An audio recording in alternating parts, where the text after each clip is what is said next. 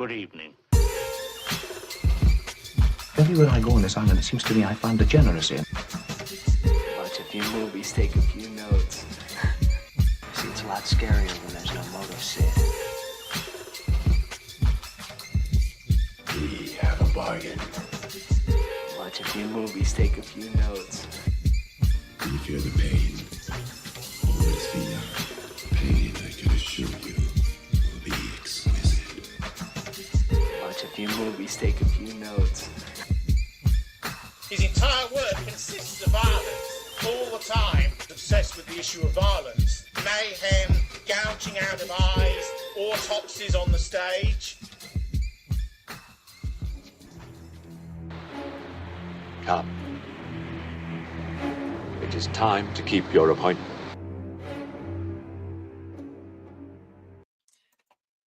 Good evening, everybody, and welcome. Thank you for keeping your appointment with us, joining us for Double Feature Horror Show number 100. And what's that, folks? 69.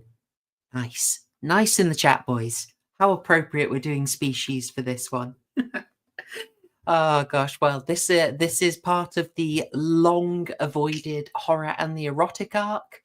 I'm saying this mostly for posterity, mostly for you wonderful people not listening live but watching this on the replay.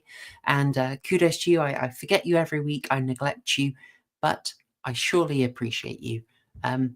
If you're coming out of this randomly looking for Species commentary, this is part of an arc where we're doing a thematic look at horror and the erotic and how they intersect.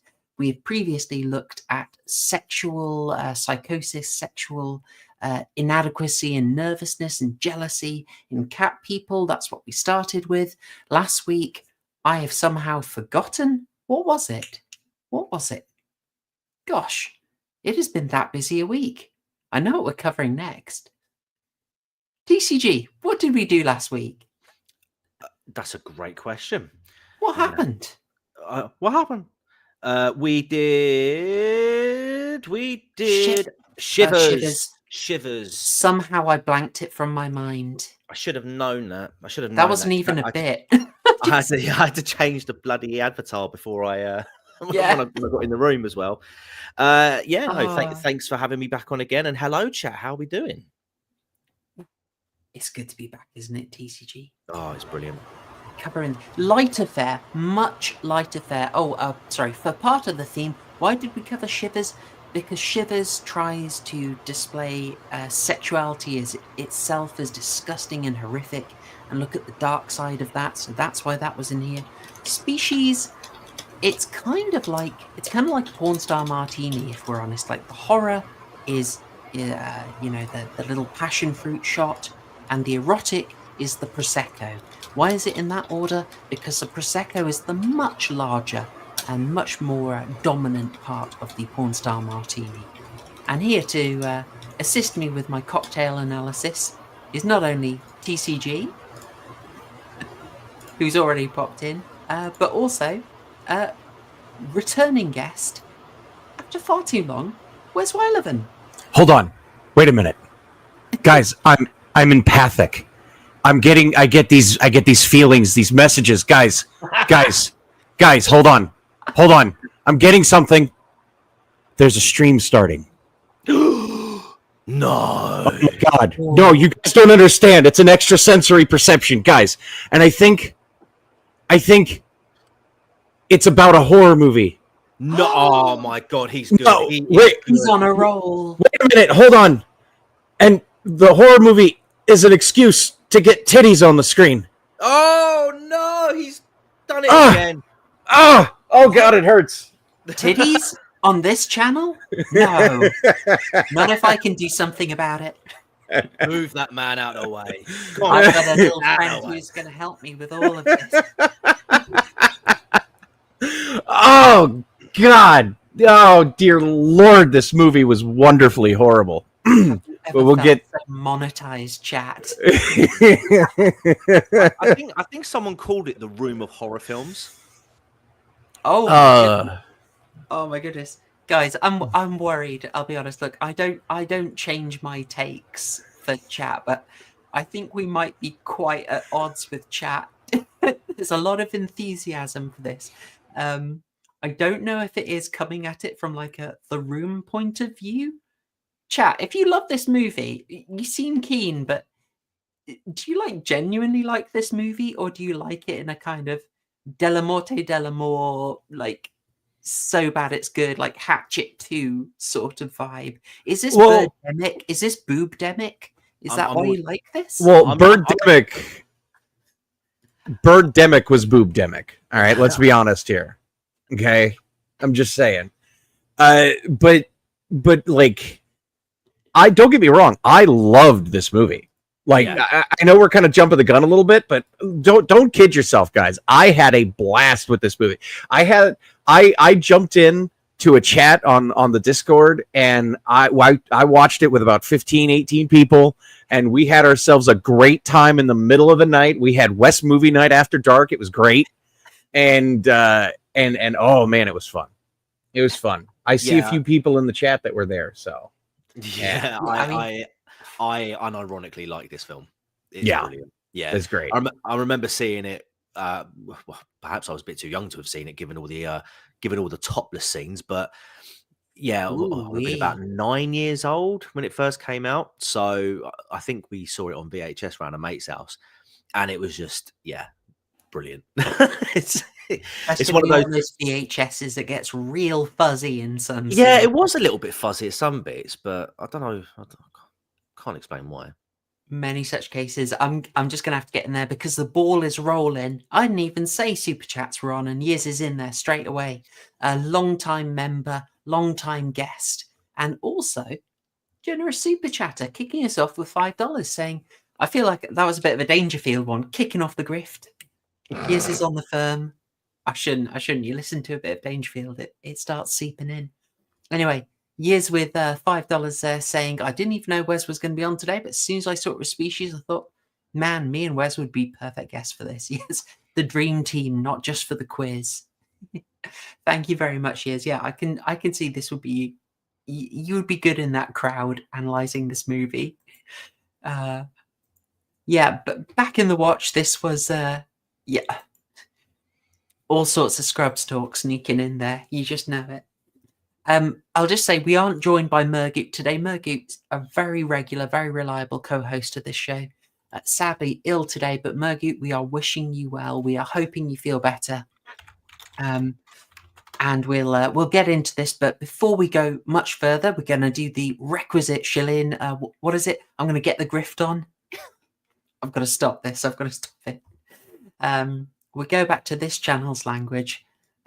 Do the shilling because it's been a while since we've had you on, Wes, and you've got yourself you got something else going on. I've got a link to your channel. Do you want people knowing about it? Oh yeah. Well, I am going to be. I know I've said this before, but I really do mean it this time, guys. No, seriously. Some things, some very good things are going to be changing in my life, and I am going to be able to be much more active on public social media. For those of you who know, I'm relatively well known in certain circles, certain enclosed circles, but I'm going to be much more open about things come after the first of the year. Some very good things are going to be changing in my life, kind of keeping it on the DL until it actually happens. But because of those things, I'm going to be starting several different projects. I'm going to be one of the two most requested things of me I'm going to start doing. I'm going to be starting a cooking channel because I am a very accomplished cook. And I am going to do a kind of similar to what you're doing here, but with various different genres with a couple of different people, media analysis, talking like that, but specifically to kind of counter this certain narrative that is showing up quite a lot around here, around YouTube. You get some videos about a great movie like Fortress or Drive Angry or wonderful movies otherwise. And then it's like, I liked it, but the portrayal of an Asian American, not by an Asian actor, is, that's a bit rufferino. It's like, oh my god, just Just Yikes from me, dog. move to Canada and engage in healthcare immediately. Like I just, oh God. And those things have like 100-200,000 views, and all the comments are great video, but man, wish you'd keep it down with the stuff at this time, and it's that. So here we go. And yes, the Star Trek the Star Trek breakdown will be coming very, very soon. Sooner rather than later, hopefully. On that, did you see that unification video that came out the other day? Yes, I did. And what did you think? Oh dear. So have you ever seen Generations? I'm afraid so. Yes. You put Malcolm McDowell in it, I will watch it. It is the proper ending to Generations. Oh. That is what I'll say about it. It was released on the 30th anniversary of Generations. Yep. It was executive produced by the Nimoy estate, Leonard Nimoy's wife, and William Shatner himself. William Shatner is in it. He reprises his role as William Shatner using prosthetics and a digital recreation because he is 94 or 93. No, I think he's older than that. I think he's like 98 now. He's in his mid 90s. He's like 93, 94 years old. And he sounds like he just got off the set of Star Trek 6. Like he sounds like he's 30 years younger than he is. It is amazing how in good a shape he's in. Yes, Sam Witwer as well did some of the scenes as well. Yes, he did. His face, which is quite funny given that he's played Star Wars characters in video games, isn't he? Yeah. But here's the thing. If you haven't seen Star Trek 6, like this was not made for entry level Star Trek fans. This was not made for the people who love Picard and Discovery. It's made for the people who are old school fans. There are references to the original series that some of the people who I watched it with that are hardcore fans didn't know. Like Mitchell. You know, from oh my God, there's some references in there that are deep cuts. It's very, very symbolic, and for lack of a better term, it's very, very Star Trek. It's excellent. Yeah, I really liked it. I really liked it, I have to say. I mean, I wouldn't call myself like a massive Trekkie fan or anything along those lines. I watched the original series. I've seen like the old school films. Next Generation, that sort of stuff. But I mean, it just for me, it just shows that if you really care about an IP, like, and really, really love it. So it was 10 minutes, right? There's no dialogue apart from like one little bit where you get like audio from, you know, from like previous episode or film. Star Trek 2. Yes, but there's no dialogue, but it's such a powerful telling of that story. It's so good. It's better than anything that has been produced in recent years. I was like, I wanted more. I wanted to see more.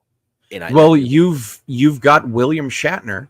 Yeah, and he is an incredible. Like I know people make fun of his acting style, but the hard truth is he is a very, very good actor, and and it's his face, and yeah, it's very good. But this isn't a Star Trek stream. You get me started about Star Trek, and we're gonna talk Star Trek for the next hour.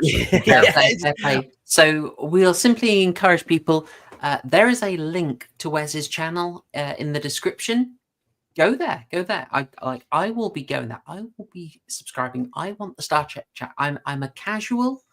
I want to get a little better. Well, if you want to avatars, we had complaints about the David Cameron avatar, unsurprisingly. Well, if you play your cards right, yeah, I will be having guests on basically every episode. So you are welcome. If I specifically want casual or on people who don't know Star Trek but are interested in it, because I want to hear what they think. I want that voice on my videos. So all right, yeah. Well, I'll be happy to make that happen. Yeah. So link to Wes's channel is in the description. TCG, yours is as well. Of course, there is a great backlog there of wonderful true crime content, and also quite excellent playthroughs. Hold on, wait a minute. Hold on. You- I'm getting another vision. Oh wait, I'm getting another vision. Oh God, I'm empathic. I get these visions. That crime guy. Your videos. They're about true crime. My God. All right. Oh God, it hurts. Oh. He's right, you know. He's Oh! absolutely right. Oh, I can't help it. Brilliant. I'm so glad we got him on the team for a reason. Oh. No one in this damn film uses their bloody abilities. It's like, Well, Madsen does. Madsen does, but everyone has a gun. we'll get to that I'm later. just a gun guy. Sorry. Oh, sorry, TCG, please. Sorry, what was that? It was just okay. Just for the shill. We were shilling your channel, and I'm sorry I interrupted. No, mate, I'll tell you did it better than I could. Yeah, I mean, if you want to go and see crime content from like a year ago, then yeah, go to my channel. Absolutely. Like Wes, I've sort of, I guess, well, I think it's fair to say, I've been a little bit slow on the creation side of things, but I do plan on ramping it up, and I am working on a video where I get time. I just have so bloody little of it at the moment. But yes, I will be producing new videos very, very, very soon. Hopefully going to get one out this month. I'm delighted to hear it. All right, groovy. Right. You know, I was going to do. We were going to do a little review of The Dollmaker as part of our horror short season. But as we only had that one, and I think we've probably got a fair bit to say about Species, I might junk that. Okay. And we'll just we'll do the topic next time, and we'll do it normally, so we have a couple of extras in the mix. So I'm giving everyone a little extra time. Watch The Dollmaker, and I will post the list of horror shorts that we'll review. So make sure you're following, check the community posts. I'll make sure you've got the list of horror shorts that we're going to review. Just because we had a good chat at the start, so I think we'll get straight into the film, which, by the way, this threw me off. This threw me off in a big way. I was thrown off at the intro of Species. Like, weirdly, it starts off with the old ghostly SS titles. Oh my God, those Yeah. those I'm not S's. sounding crazy. Did you guys see that? And think, Yeah, "Wait, I saw it. where are we going with this, guys?" Yeah. And Well- then it goes into kind of trying to not break copyright on the Alien titles. What are we doing, big boy? Wait, what? What? Hold on. Chloe, are you saying that this movie is trying to be like Alien? Oh, well, I would never imply, no. I would never imply it would be trying to take on the style of another very successful sci-fi horror film, even if it seems kind of jarring at points. What? Like a really weird, oh, that's a screen cap from way later in the film. Why have I? Oh, why? Wait. That is ruined. Oh, hang on. Wait, I'm an even bigger dummy. I'm an even bigger dummy, guys, because Streamlabs is excellent for this, because Streamlabs saves me from making this mistake, because I was going to breeze past a member post from Mergy, our sadly ill co-host, but member for 9 minutes, saying this will be fun. Yes, we will try and make it fun, Mergy. We're going to... Laughter is the best medicine. We are going to try and get you that medicine. Thank you so much. Don't forget GB as well. I was going to skirt past this deeply subversive I'll read it. individual. I'll read it. Go on, it. go on. Will you be adding Bube-based plushies to your merch section in honor of the Uwu theme you have going on at the moment, PH? Also, hi, Uncle TCG. Hello, nephew. I think, Chloe, I think you should have not just boob-based plushies. You should have tentacle boob-based plushies, because, dear Lord, is this movie weird. That's one of those. Yeah, why not? Tentacle boobs too. Yes. Let's go for it. Oh, God. deeply subversive, Mr. GB. If I were, honestly, I did consider trying to do like if you remember the old Sargon body pillows, I was going to try and do an AI like mock-up of that, but I can't AI. I'm so terrible. So you've been spared that, but I was going to make that as a little joke for you. I know you would appreciate that level of filth. But thank you very much for sending $5 Aussie. Much appreciated. All right, folks. I hope you enjoyed Species. I hope you did your rewatch. I feel like probably for a lot of us, we've got this memory of it from way back in the day. Way back in the day, and I've just not seen it. Like this seemed to drop off the register. Cocktail and consoles. I will specify these. This is a joke. This is a joke. This is all meta. It's all in jokes. I do not have a range of filthy merchandise, but this is probably stemming from some very deep lore of me designing fake cookbooks for Mr. John D. If you really want to dig into the root of this, but never look those up. Anyway, moving on. I'm getting another empathic vision. She wants to have filthy merchandise, guys. Don't let her. Don't let her. Don't let. I know. I feel it. I'm never wrong.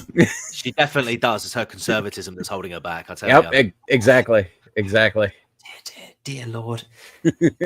So before we get right into it, I just want the vibe I get for this. I want to just put out there is like this dropped off the radar. Like I feel the Species series just kind of disappeared. Good. Like, it made good money, but I didn't feel any buzz. I haven't had any nostalgia for this. I have the cultural memory. Oh, I know why. It's the same reason. Like, okay, the internet happened. Because okay, let do you want to hang on? I get you. I see where you're going with this. Do you just want to say it now, or do you want to wait till the end? Do you want to know why Species failed? Do you want to know why in the end we don't get movies like Species anymore? Do you just want to, or do you want to tease it now and then say it at the end? Are you saying this movie is like a brown bag for Booba? Yes, it's the brown paper bag. Yes, it's like, guys, we created this really enticing sci-fi horror, and it's just, here's titties, here's a pretty face, and here's some titties attached. Here you go, titties. By the way, oh, what's that? You're weird. You want alien tentacle titties? Titties. Guys, H.R. Geiger looked at our design and went, "Yeah, sure, whatever. That'll be $100,000." Titties. Yeah, like it's titties, guys. Titties. It's all about titties. That's all it's about. Why do you think the Friday the 13th series managed to last as long as it did? I mean that because it's funny, and there's tits. Yeah, and there's tits.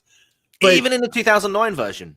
But the greatest of all the Friday the 13th movies, Jason X, I don't think that one has many or any titties, and that one is the best by far. There are two sets of titties. There are some Asian titties, and there are some brunette titties. Mm-hmm. Okay. Well, then you. But you know the thing is, I don't even remember the tits from that one because that movie is so amazing. Everyone needs to go see it. Everyone needs to go buy a legitimate copy of Jason X and go see it right now. It's great.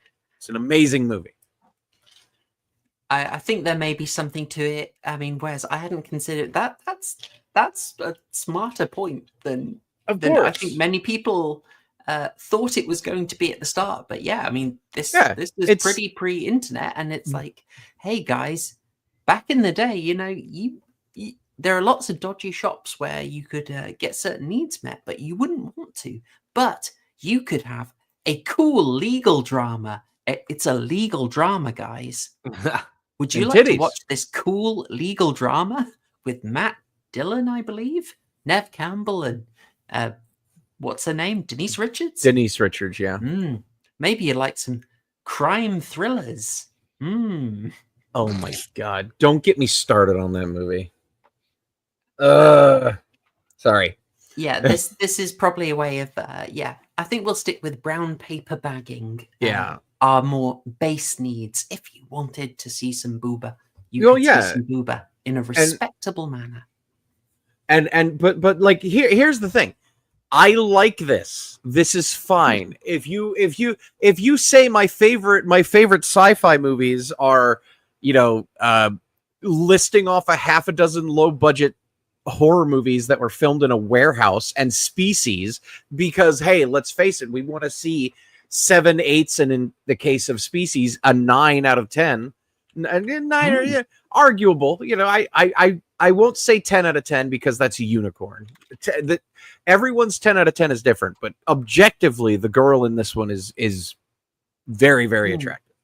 But I would like to jump in on that, Wes, and just say that I'm going to try and elevate this futilely, but there is a bit of a tradition in the horror world of going for this sort of ultimate gorgeous woman and recruiting from Sweden. I think I said in our DMs, but Hammer Horror did this a lot. Veronica Carlson comes to mind.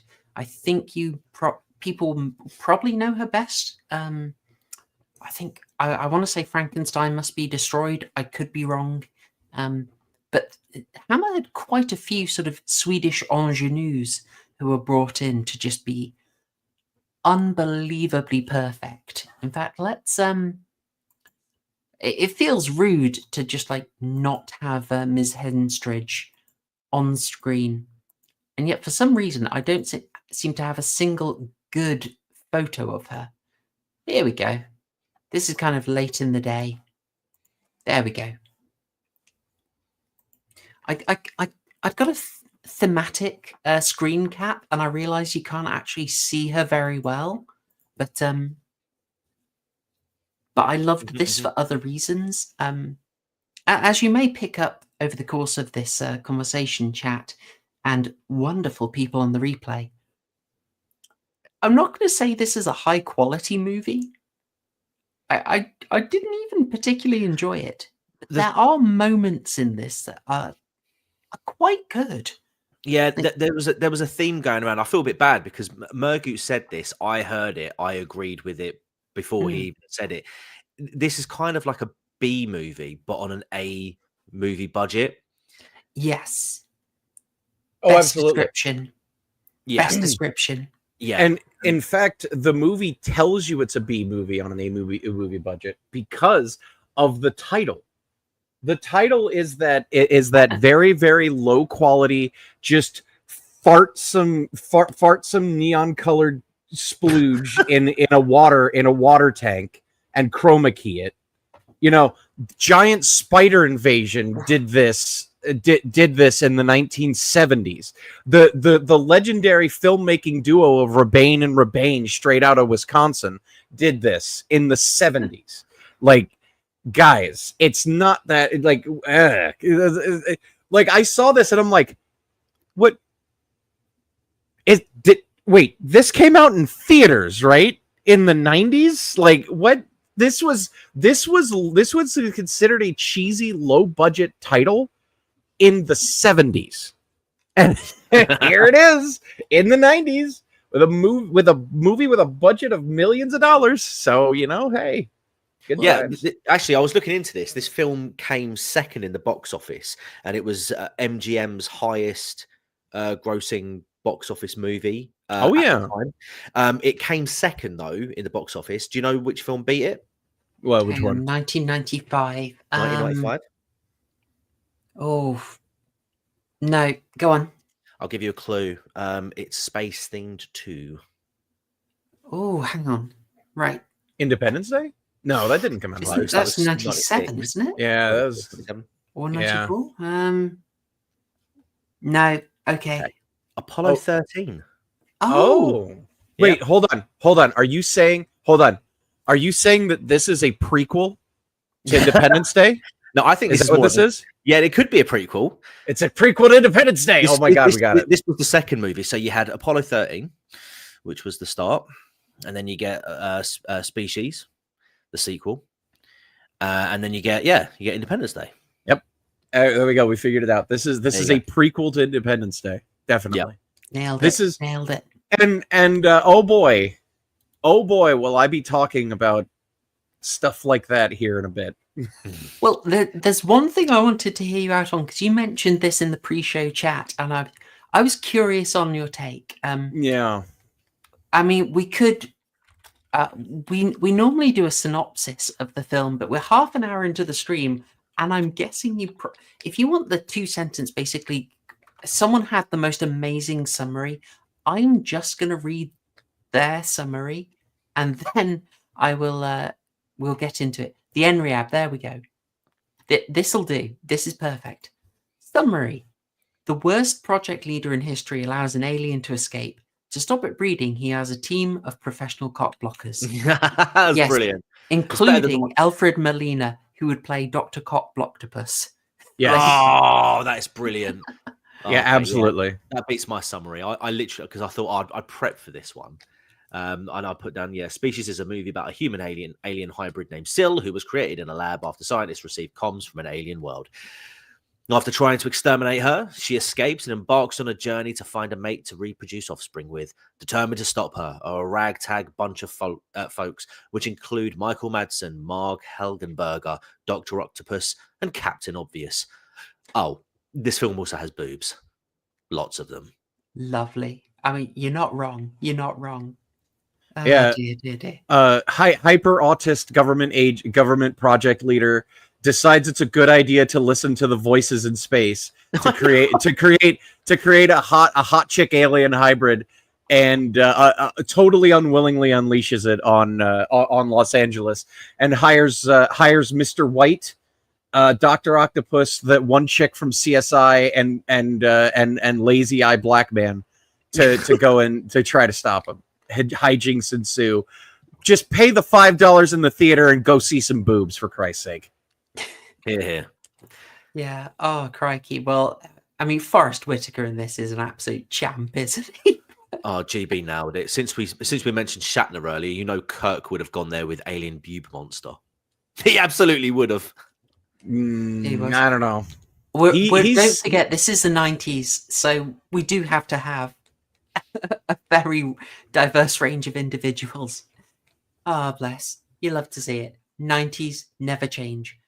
In the 80s, they would have been all gruff boys or like muscled up dudes, Predator team. Oh yeah. And now it's a little more smart casual. To be fair, if that was a little more office wear. If they were going with that, if that was the thing for the 80s, they would have been fighting to shag her. Well, no. Here's the thing. They would have all been trying to. They all were hired to kill her, but there would also have been a woman on the team, because the woman would have been the Captain Obvious empath chick, and she would have been the one. And in the end, she would have turned against the team, and would have sided with the monster trying to help. That's what would have happened. It is a really interesting point that it is not the woman who's the empath, that we don't. She isn't Deanna Troi, It's. I mean, yeah. Sorry. Yeah. That's a good point, actually. I was trying to look for depth in this, by the way.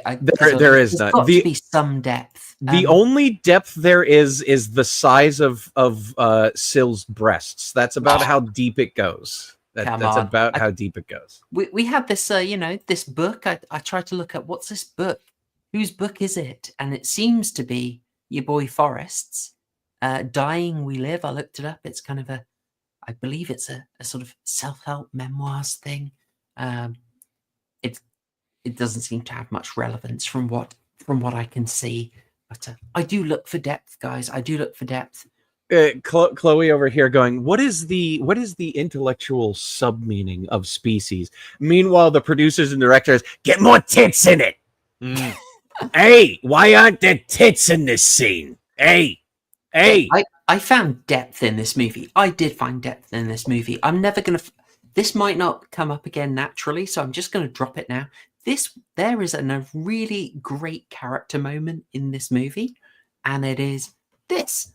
After Syl steals a car for the first time, the next time you see her in it, she scratched it up to buggery, and it's like, yeah, excellent, yeah, of course. She was learning, and she got into a load of accidents. We didn't see them on screen, but she had them, and we know because she wrecked the car. Well, It I it thought that was was- a really nice moment. I Great just detail. assumed it was a cutscene because it Yeah. didn't have tits in it, so who cares? Yeah. Hey, Oh my God, Captain Margaret Burger, why ain't your cans out? Yeah. Bloody Captain Obvious in this scene as well when they investigate the car and he's sitting in there, he's like, she walked. Yeah. Like, oh my days. She's not in the car, so she. Oh, I love that. That was my favorite.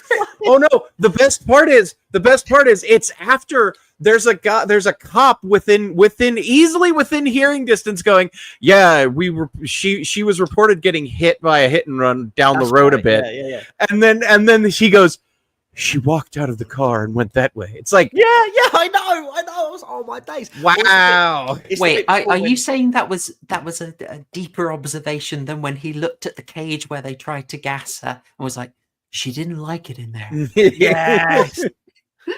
or the bit in the train, like when young Seal turns into a cocoon and kills that train lady, whatever conductor, and then he walks in there and he's like a dead body's on the floor, like sprawled out blood everywhere. There's a giant cocoon shell, and he's like, something terrible happened here.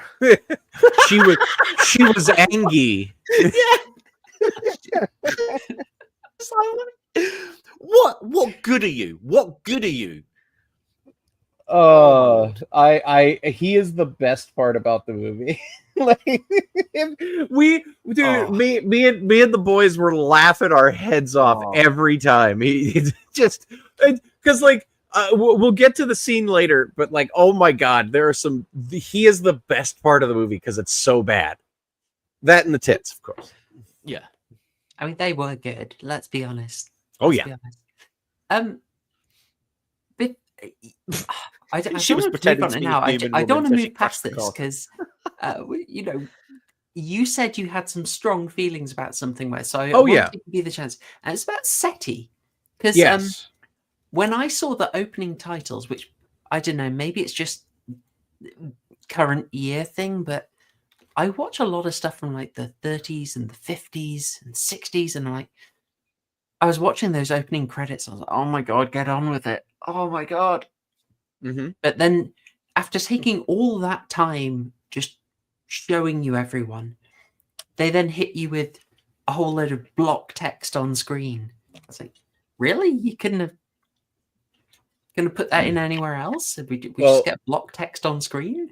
Well, the Really? first thing I want to say before I do that is, do you know that that's that big satellite from Costa Rica or Puerto Rico that was in Goldeneye, I believe. That's the Goldeneye. That was in GoldenEyes. Yeah, that's the Goldeneye satellite. Oh, Do you know what? Speaking of GoldenEye, before Michael Marsden was cast for this film, they did approach Pierce Brosnan, and apparently he turned the role down to film GoldenEye. Oh, Yeah. well, there you go. There's So- some. nice. That's We'll come weird. back full circle. Yeah, Full no, circle. I like having Madsen in it. He's got the B movie energy. I don't think Brosnan brings that. So Madsen is supremely uninterested in literally every movie he's in, and I love it. It's great. Like, are you telling me that there's some kind of creature out there that's killing people with titty nipples, with alien tentacle titty nipples? Huh? Oh yeah, it's interesting. Yeah. And it's nothing. That's just Madsen. He does it in every movie he's in, and it's great. And that's it what is we want from him, you know. and it is very appropriate for this as well, because that was about my feeling about the whole movie when alien titties are not on the screen. So it works. But yeah, so SETI, also known as the Search for Extraterrestrial Intelligence. It's a program that has been going on for about half a century now. And it is a horrible idea. Okay. So the reason why we're doing it is because we want We want to find extraterrestrial life. We want to find evidence of alien. So we're constantly broadcasting. Hey guys, hey, we're out here. Here's us. Here's what we look like. Here's what we do. Here's how our society is structured. Here's our genetic code. Here's our strengths and weaknesses. We have a whole planet full of boundless resources, all the water and all the resources and all the clean air you could eat, drink, and swallow, guys. Here it is, a bounty, an endless bounty, spacefaring life, because that's a really good idea. Yeah, just here's our code. Ooh woo! Please don't engineer a plague for us. Yeah, terrible. So here's the thing. Because okay, guys, don't get me wrong. All right, I love Star Trek. I love Star Wars. I love Mass Effect. You know, I love all the big ones where it's humans all working together with alien life and everything's copacetic and the universe is made out of sunshine, rainbows, and farts. I get it. I love it. I want that to be true. But let's be honest here. The two likely scenarios of extraterrestrial life is either A, there is none, which really, really sucks, but that is the most likely scenario. Either there is none or the alien life that exists is so far away that we won't be encountering it for a very, very, very long time unless we get an Alcubierre engine set up. And even then, it'll probably be a very long time. To be fair, while you make a good point about the risks involved with broadcasting what we're doing at the moment, I would like to counter that. We are also broadcasting modern day television. Oh, yeah, you know, that is going to make them stupid. Yeah, I do think it's enough to perhaps put them off. Isn't that a Futurama episode? Probably. where the aliens conquer Earth to find out the end of a powerful female lawyer or something? I mean, Ally McBeal. I know it's pretty much the theme to Galaxy Quest. All the Zoomers in the chat. What's Ally McBeal? I've never listened to her. Makes me so sad. Yeah, Did but Madsen get blacklisted from Hollywood? Asks Patrick Batman. I don't know, but as far as I know, he always described himself as a working actor.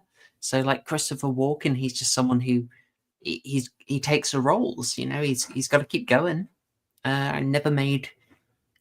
I guess he never got those mega bucks that mean you get to stop working. I don't know.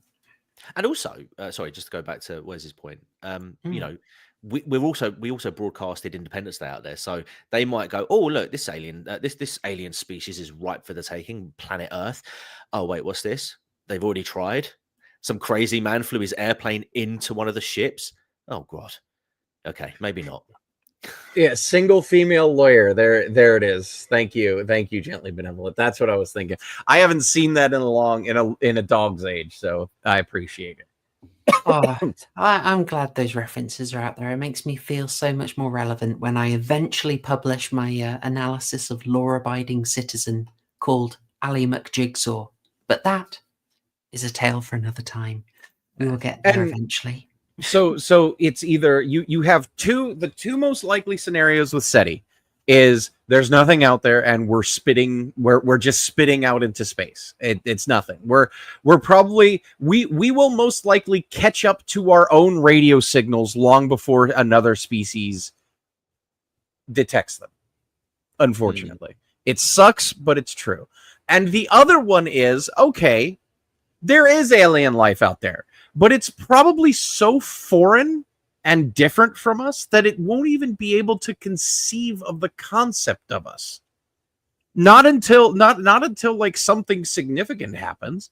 And also the odds are that they're just so alien to us that it doesn't matter. Mm-hmm. And one of two things is going to happen. It's like, hey, bleep Norp, hey, we're getting a weird signal from that blue ball. Okay. Anyway, keep doing our thing. It's like, it doesn't make any SETI, and of course, then there's the minute chance that Bleep Norp and Glotor are actually galactic conquerors looking for resources, and they're like, oh, hey, Gloopnorp, hey, there's a big blue ball with water and slave labor and air. Oh, hey, they just gave us their address. Awesome. You know, like, are the odds of that large? No. But the odds of them being friendly is probably smaller. If you are going to relate it to the human condition, look at how many times barbaric raiding cultures have been formed, and look at how many times civilization has been formed. I mean, to be fair, you've only got to look at what we're actually doing anyway when it comes to searching for like habitable planets and and looking for life, or just in just sort of planets in general. A lot of the time we're looking for planets that are rich in resources. I mean, obviously Elon Musk and his Mars and his Mars mission. It's about we go there for resources. If there was another planet out there that we saw and it was like, oh, this has got lots of material, resources that we could use that could be beneficial back home. We go over there and we find that it's teeming with life, whether it be sentient, intelligent life like ours, or more sort of just sort of general animal life, or even microscopic. Yeah. Would we care? Would we? Well, here's the thing. Here's the thing. I want to find out if other forms of life are possible. I would love to see silicon-based life. I would love to see methane-based life. I would love for there to be other forms of life developing using a different basic structure, because we are carbon-based life. And modern political talking points notwithstanding, carbon is a very abundant resource on this planet, and it's very good for us. Carbon is a very good thing because we're made out of it. But what happens if life were to evolve on a planet where it's primarily methane or primarily silicon? I've seen some pretty lively silicon in Hollywood. Well, there's no silicon in this movie because those things are natural. That's the best part. Yes. No, I like it. I'm convinced. Yeah, I think maybe SETI is one of the primary targets of Doge when Elon takes over. Oh yeah, shut down SETI and rework it to be a massive pay-per-view channel to just free Wi-Fi broadcasting live stream of all of the stuff that Doge is going to get ready to do. Just live stream all of Vivek and Elon going, so what exactly do you do here? Just live stream it. Just let us watch it. Oh, it'd be great. Moving us on, bearing in mind our time limits. Yes. Adam Loves Horror has been very generous supporter of the channel, very much appreciated. And he's also sneakily given me an opportunity to shill because I sort of forgot to do it for myself earlier. Adam Loves Horror sending in $5 and saying, I miss everyone, happy holidays, loving the shinning discussions, great taste. That's using emojis, knock knock. And the erotic has been great. Imagine if Christina Hendricks remade Species. My God. That is I mean, you couldn't do that in a movie, could you? I mean, that is why they invented IMAX, isn't it? I was about to say that would have to be IMAX. That's a sneaky attempt to derail the stream with Christina Hendricks references, as has happened at least 3 times. We just gone on Christina Hendricks posting. Right. It's going to happen again. Thank you very much, Adam. For my sneaky shilling, I'll cram in here. What is Adam talking about? The shinning discussions? Knock knock? What is that? Well, he's handily referring to my Halloween 2024 special series. I think 5 of which, I can't remember how many. I did a lot. 5 of which are available free to everyone. and 2 of which are for members only. And you can, so if you're a member, there's a playlist with them all. You can join as a member either here or on Subscribestar and help me keep this channel going, help me afford all the research books I go for, and fund my Armagnac habit, obviously. And if you do so, you get access to a whole range of exclusive content, such as the ones that Adam Lazar has mentioned right there. And very soon, a Full Metal Jacket commentary, if I can ever get it past YouTube's absolutely brutal copyright. It's blocked it 3 times. Oh my gosh. Anyway. Yeah, good luck with that one. There is no racial bigotry here. It's just an audio commentary. We may have said a naughty word or 2, but we were only quoting from the script, I assure you. No, well, that's the problem. Me and Josh Firm, we did of Lotus Eaters, we did that as an extra because we felt we'd not had enough time for Full Metal Jacket because we went on a massive The Shining post. TCG, I see what you're up to. We went on just like massive The Shining rant in part 4 of the Stanley Kubrick series for Lotus Eaters. And we said we weren't going to do it, but we did. And so we decided we'll do a full audio commentary for Full Metal Jacket to make it up. But YouTube's blocking it, so as soon as that is unblocked, members will get access to it. There we go. Oh my gosh, the Christina Hendricks posting is ridiculous. I like this avatar. Zoom in more. Zoom in more. Zoom in more. Oh, Enhance. Enhance. Enhance. Yeah. Oh god, they said it. They said it in Species. They did. They did. Get that. Get that tape. We will enhance it in the lab. Oh no. Adam Lazara coming in again with $2 saying shill it up and don't forget to like and subscribe. Thank you, Adam. Yes, I'm too English to shill myself occasionally. But yes, a great reminder. Yeah, while you're here, liking and subscribing, especially if you're on the replay, I get 100 likes on this. I would love 100 likes on this stream. Let's go for it. All right. Massive. I'm genuinely distracted by them. Gosh darn it. Thank you again, Adam. I'm glad you could make it for this one. I know Thursdays is difficult now, but lovely to see you in here. All right. Tell you what, I'm going to swing us in a different direction. After one other thing, I'm going to put in 2 details that I really liked before trying to put in a proposition that maybe occurred to you about whether the whole idea of the film is messed up. So here we go. Some of the stuff in here, some of the imagery, and I believe you said H.R. Geiger probably got paid a heck of a lot of money for this. Oh, yeah. Even if he wasn't super happy about it. There's some imagery in this that is quite amazing, even if it doesn't necessarily relate to the rest of the film. Like, we have these interesting Sill nightmare sequences right in the beginning.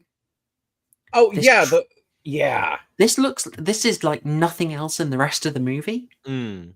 I loved this. Where was this? Also, very stealthy xenomorph here. I'm just circling it with my mouse if you can't see it. But I can see in the train, there's a little bit of xenomorph hinting here. Again, species is not aliens, but you know, trying to get a little bit of that mojo. And the other one, I don't know if I can show this on YouTube. Uh-oh. But you're going to anyway. I'm going to give it a go. Now, for any YouTube censors, I must specify what I'm about to show you is a cocoon. It's a cocoon, okay? In big contrast to... I don't know if I can get away with this. It's a cocoon, guys. It's a cocoon. Now... It's a cocoon. All right. It's a 1970s cocoon. Yes. Those are roots attaching it to the ceiling, okay?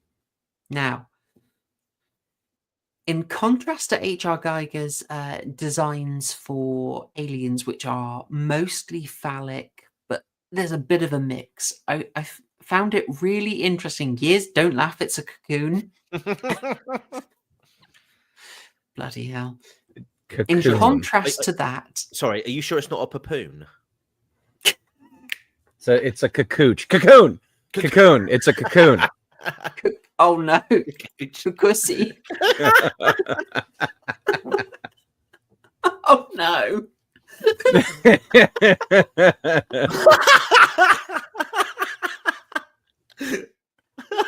Oh dear. And it's if that looks a bit rough, it's because it's got a train run on it. Sorry, it's running on a train. That's sorry. Oh dear, this is never going to get monetized. Oh dear. Right. Got a better hairline than Steve Shives, to be fair. Oh Christ. That's horrible. That's Okay. horrible. How dare you? Right. Okay. All right, Tim Paul. So I was going to say that Geiger's for this section, like this. So this is when Syl first transforms from Michelle Williams, a very young pre-Dawson's Creek Michelle Williams. Guys, don't you miss Dawson's Creek? No. Don't you miss Andy? Don't you miss Pacey? Absolutely not. You don't want to wait for our lives to. No. Okay. Never mind. There's going to be someone else in the chat. When she does transformation, there's this quite intelligent use of CGI where she's sort of covered in writhing tentacles, reflecting back the dream she had where she got worm imagery. Maybe I should have Britished this probably. And the CGI, it's only shown briefly because of the flashing lights. Very clever idea because the CGI does not look good. Does not look good at all. I've got a couple things to say about the CGI towards the end, but yes. Okay, so it was clever. I remember the director on this Korean movie, Taegukgi, had his rule like, we don't have much money. If you use CGI, don't show it for more than 2 seconds, because I will focus on it and just give them a couple of seconds and then move on. And they did that, so you don't have time to focus on it too much, because when they let you later, it ain't good. So where was I going with that? Oh yeah, in contrast to the very phallic worm imagery, Geiger goes in the very opposite direction with this cocoon. I really liked this. I get the point. I liked this. Guys, did you have a thought? It's a more obvious birth metaphor than you get in most cocoons. What did you think of this? I mean, look, it's one of those things where if you're gonna go whole hog, because I thought so.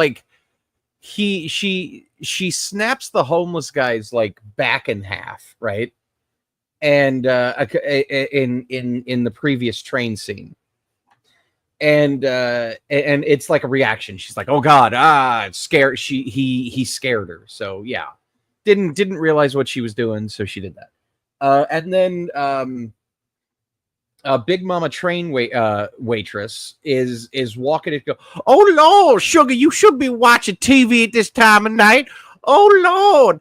And she walks in, and it's like, and again, it's this thing. It's this thing in horror movies where it's like, oh, I see a weird light. Okay, feasible to go check it out. You want to make sure a little kid is okay. And you look around and you're like, oh, left a mess. Okay, now it's okay. Okay, little kid left a mess. That's understandable. Okay. And there's like, oh, sugar, you in here? And she walks in and then she sees giant alien cocoon tentacle vagina thing. At that point, turn around, go, that's not my business, and you leave. I'm picturing her doing that to camera and then doing the head thing, but oh hell no, that ain't my business, and kind of shaking the finger and then just leaving.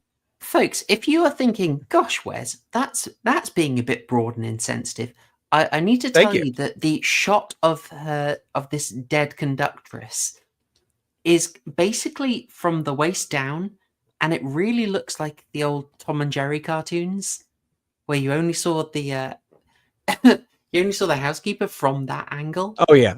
And I couldn't help but think that and wonder, is that deliberate? It's Mammy the train waitress. That's who that is. But the thing is, it's like, all right, you're gonna do this, and you show spines being ripped out later in the movie. Like, bro, just show like just the lower half of her and the upper half like bitten off or something. Show something gory. Show something, well, for lack of a better term, especially in the context of this movie, show something good. You know, I show got the some of the feeling gore. they didn't care about the horror very much. Well, yeah, of course not. Hey, why aren't there no tits in this scene? Hey, more tits. Sir, we just had a scene with... You were not kept waiting. Like, during the transformation, like, she slides out, I'm like, oh, wow. Yeah, no, it's just... Okay, there they are. Woo. Slimy tits. There you go. Hey, there you go. That is how we like them. I thought I'd posit at this point, guys. I'd posit this to you. This is part of the horror and the erotic theme. This really does seem like one where the horror and the erotic are actually quite separate. You know, I used the porn star martini allegory. Does that sit with you guys? Right? Is that the proper way of seeing how the erotic and the horror interact in this film? I.e., they kind of don't at all. Can you elaborate on that? What do you mean by the porn star martini? Oh, sorry. So the allegory I used earlier is like, we're just talking about like, how does horror and the erotic intersect in this? And in this one, I can't say they don't. Oh, you no. enjoy the erotics as erotics, and the horror is a totally different thing. Like, there's a couple of, I don't know, like there's the closest I feel the horror got to intrude on the erotic is when you see a back view of Syl and when she's in bed with Alfred Molina. Oh, after the deed has been done, you mean? Yeah. And she's sort of, oh, the spines are coming out. Mm. And I just thought maybe that's a bit where the horror intrudes on the erotic to add disgust to the experience. And then I kind of thought, you know, we've been on the internet long enough now. That's fine. Yeah, I do think that a lot of fetishes were born from this movie, unfortunately. Yeah, God, like a lot of confused boners were popped in this movie, and that never is a good thing. All right, it's never a good thing. You're very welcome, GB. Mr. GB, deeply subversive individual. Thank you. Member for 24 months, though. Crikey. I need to get you a new thing, Mr. GB. I need to get the sort of 2-year unlocked super one. Maybe that can be the 2-year special. Is I'll get you like the PH plushie for the member badge. You owe him 2 plushies now. You realise that, right? Oh no. Yep. Tentacle titty this nipples. is a good point. 6 people in the chat have yet to hit the like button. What are you doing your part? I'm doing my part. Would you like to know more?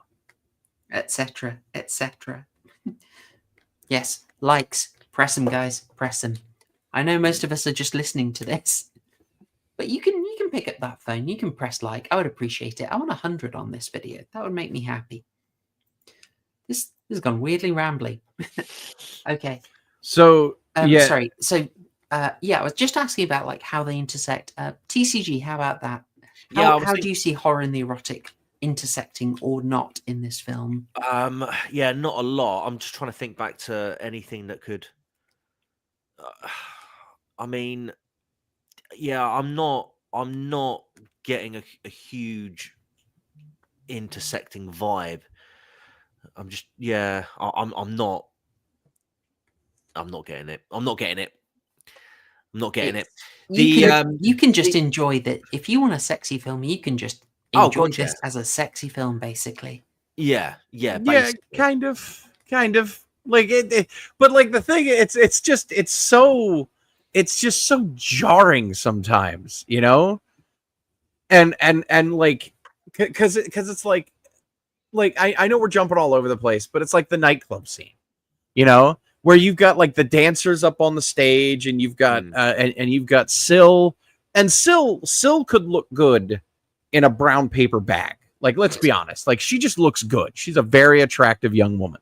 Oh, Um, and it's like you got Syl, and then she's talking to another guy, and you know what she's there to do, like obviously, and then it's like she walks up to a guy, and then another girl just kind of jumps in, and then next thing you know, it's like, oh god, what's gonna happen to her? And then she just gets her spine ripped out and in half. It's like, what? I enjoyed Why? that scene a lot. Now that's a back shot. It's hilarious. Don't get me wrong. TC. It's What? Horror and the erotic. This is what we're doing. You know, we've got to be a bit saucy now for these shows. Fair play. So, really, by the way, really, I just really. thought- Go I ahead. just thought I'd highlight this. Again, I'm trying to elevate this. I'm trying to bring a little bit of obsessional reaching to it. When she's in the club, in the background, sometimes on the TV, there's nature documentaries. I don't know if you noticed that. Like, in fact, the club is also called ID. ID, Yeah, the id, yeah. Yeah. So you got it's the id. So if you don't know that, guys, if you never heard that, that is your instinctive drive. It's the I want force in your brain in Freudian modeling. So yeah, this is all about your instincts. And here, yeah, animals on the screen. Yeah, it's like your animal instincts. Excellent stuff. I thought it was a nice touch. Yeah, absolutely. And the 15 whole minutes that went into the deep stuff in this movie was very well placed, because I don't care what it's called, just get more boobs on the screen. That's all it is. When she goes into the motel, there's just the close up on her ass and her lingerie, and then just looking in a mirror.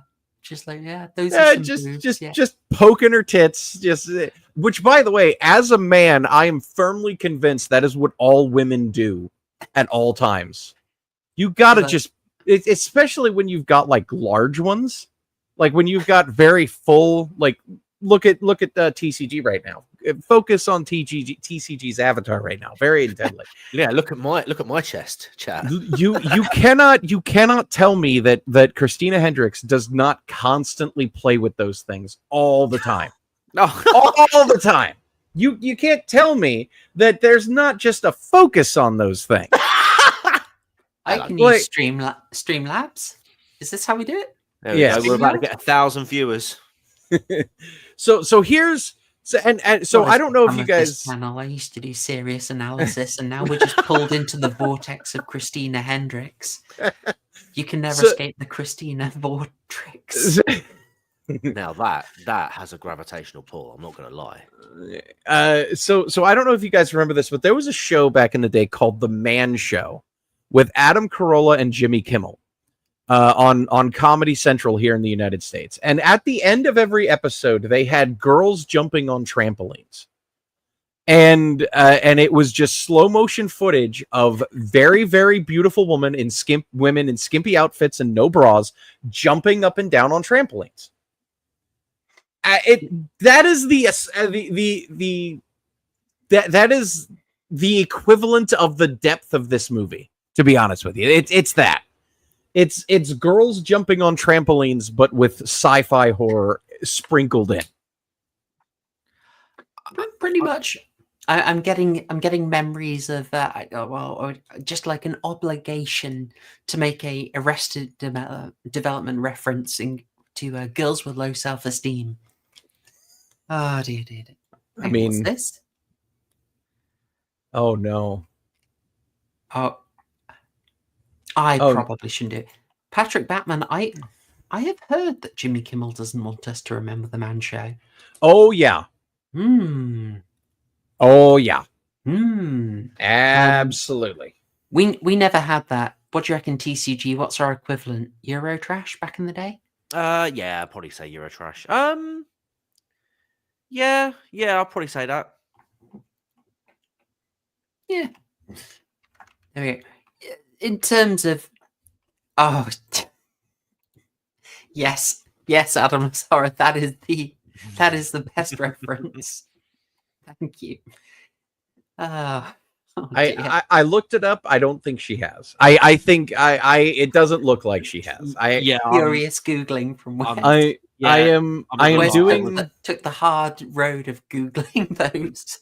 To be fair, I was also Googling.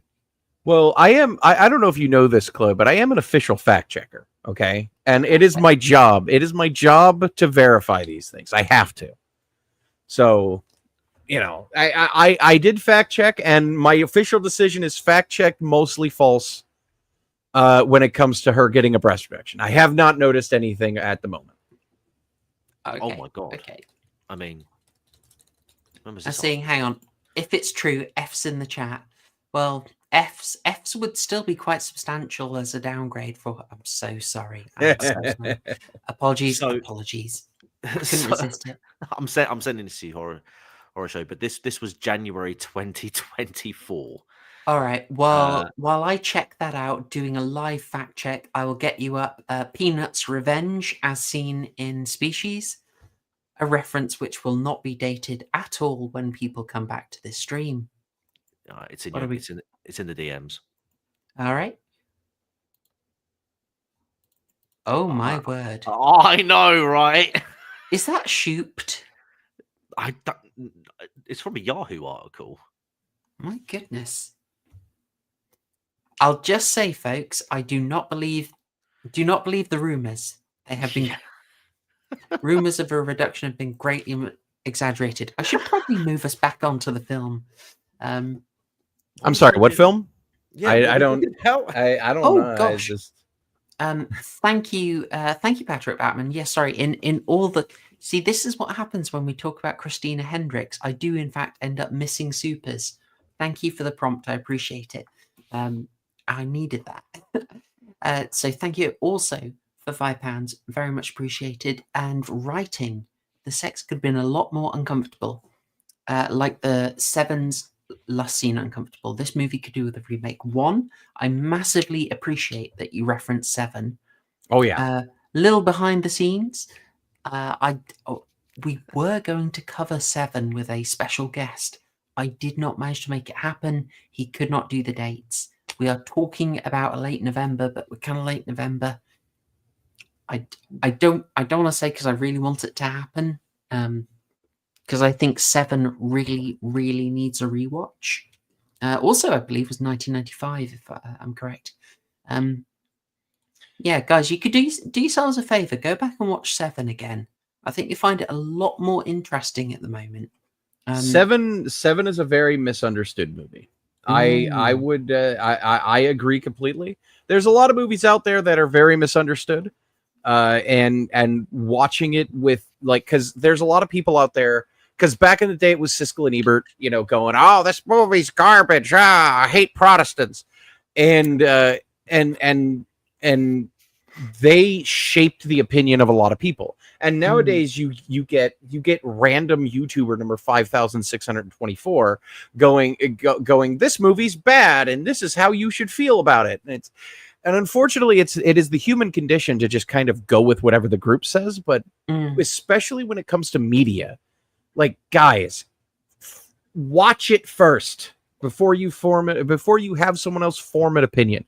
It's an issue with critical thinking. It's a lack of critical thinking skills that is very prevalent in Western nations these days. You have to learn to think for yourself, and with everything in your life, movies, music, TV shows, politics, everything. Think for yourself before you decide to go, "I like that opinion. I'm going to take that and make it my own." On any subject, you might want to figure out how you came to that opinion first. It's like a math teacher telling you to show your work. There's a reason why you want to show your work, because it will prove that you came to that conclusion genuinely. Because here's the thing. You are going to have people go, "Why do you have that opinion?" And the real answer is, pretty or a good-looking YouTuber said that and I liked it, so it's my opinion now.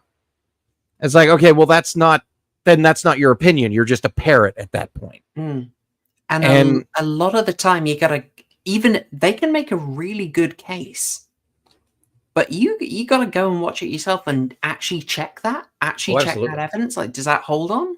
Did someone like feel the pull of the argument a little too strong? And just it was such a nice sounding argument. Unfortunately, the film kind of gets in the way. It's like, no, go back to the film first. Know what's being referenced. Make sure if what you were told was happening in that scene is there, etc., etc. Yeah. You see, Absolutely. this is why I'm such an advocate for tuna and pepperoni pizza, right? Because the group consensus is, I hate it, I don't like it, therefore you're wrong. I'm telling you, man, you've got to try it first. You've got to formulate your own opinion before making your conclusion. Wes, you are absolutely bang on the money there. Well, here's the thing. I have a very libertarian mindset, American libertarian mindset when it comes to pizza. Pursuit of happiness. You do you. If you like tuna and pepperoni on your pizza, go sick. And I'm an Italian saying that. I will also stand up for pineapple on pizza, but I feel it needs a bit of chili in there. It needs a spice to offset the sweetness. Coming back on Patrick Batman's comment, I don't know if there is hate for Seven. I've just not seen it referenced recently, and I'm very interested in it. That's a wrong comment. Apologies. I'm very interested in it because I rewatched it recently, and I just found it was saying things that, if you think about them, are kind of brutal and are things that you could not say out loud in a movie. So yeah, I think it massively needs rewatching. But what you're talking about here would be to completely, change how horror and the erotic interact in Species.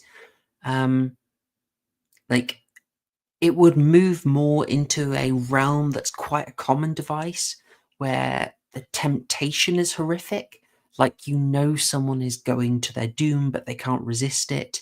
And it's the act of giving in that is horrific, because you know what the consequences are. And that could have been very beautifully done with sort of transformations.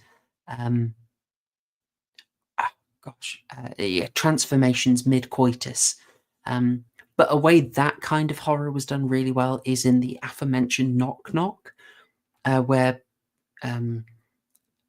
spoilers, when Keanu finally just absolutely speed twos the relevant women that are the focal conflict to the film, it's not a scene that you can really enjoy in the way you can enjoy scenes in Species.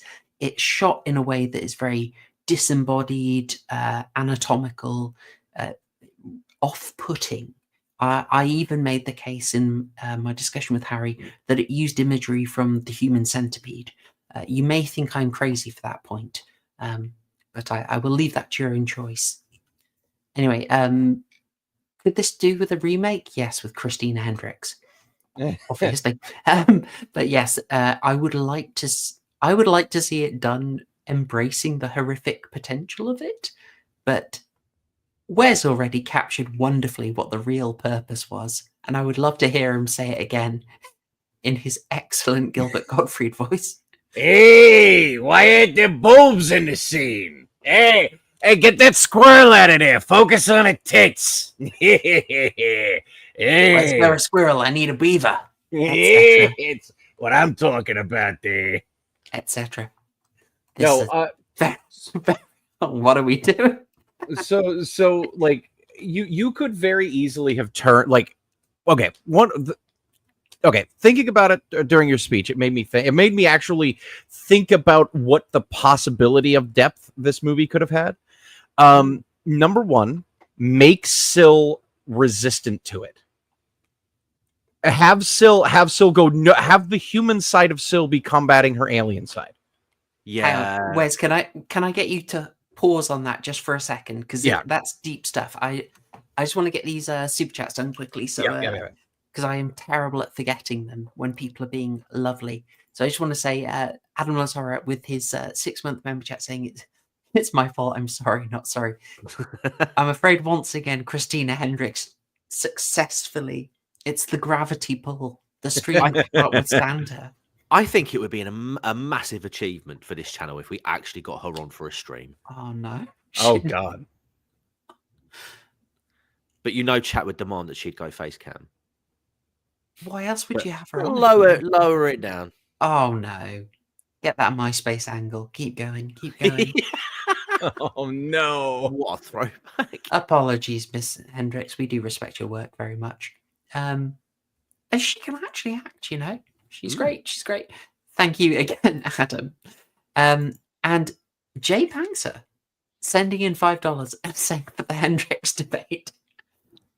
I still think Drive to Mad Men to now, she's not as voluminous as she once was. It do happen. You change weight a little bit. They're resistant, but they will change, They will. But then she's having kids. You're going to get... Anyway, suffice to say, they are changeable. Thoughts on Miracle Mile? I don't know it. Guys, Miracle Mile? Anyone? No. I'll give it a Google and see if it's something I do know. Right. So it's an apocalyptic thriller film. Apocalyptic thriller film from 1988. I have never heard of this. No, I don't think I've ever seen it either. Maybe that's one. Is this one of those? Hang on. Maybe Thanks, is this one of those like massively overlooked ones? Do you feel like is this something you feel needs looking at? I've never heard anyone mention it. I'm sorry I can't give thoughts on it, but tell us if it's one of those hugely overlooked movies that needs a bit of attention. It's got Anthony Edwards stars in it, so that's a plus. I'll tell you what, GB, I might have to get back on the streams again if you want Dave Benson Phillips on. I'll have to start saving up, mate. That's a bit of lore, that is. Thank you very much, Jay Panks. Again, at $5, very much appreciated. Oh man, Christina Hendricks wrecks every stream. We can't. Let's see. Right. So yeah, he's saying it is a bit overlooked. Okay. All right. There we go. I avoided it for decades. Okay. I'll give this a watch. I mean, it's got Anthony Edwards in it, so yeah. Give it a check. Let us know if it holds up. Right. So thanks again to everyone who gave super chats, and I'll sorry I don't always get to them straight away. They're very much appreciated. And right, we were going into some of this potential of species, and you started going in with some pretty cool ideas. So, Wes, I'd love to hear you out on that. So because like it's something that I was expecting because Syl as a little girl is empathetic, like she's not empathic like certain other people.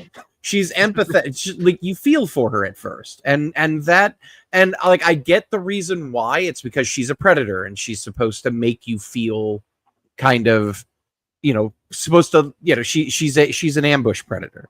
So yeah, it's supposed to be, entice you in with the when she's an adult, she's enticing you in with the very good looks, and when she's young, she's enticing you in with the innocence, with the I need help, like that type of thing. But I would have played into it with the human side, like have her actually be hesitant about those things, because there is the scene with the hostage that she takes.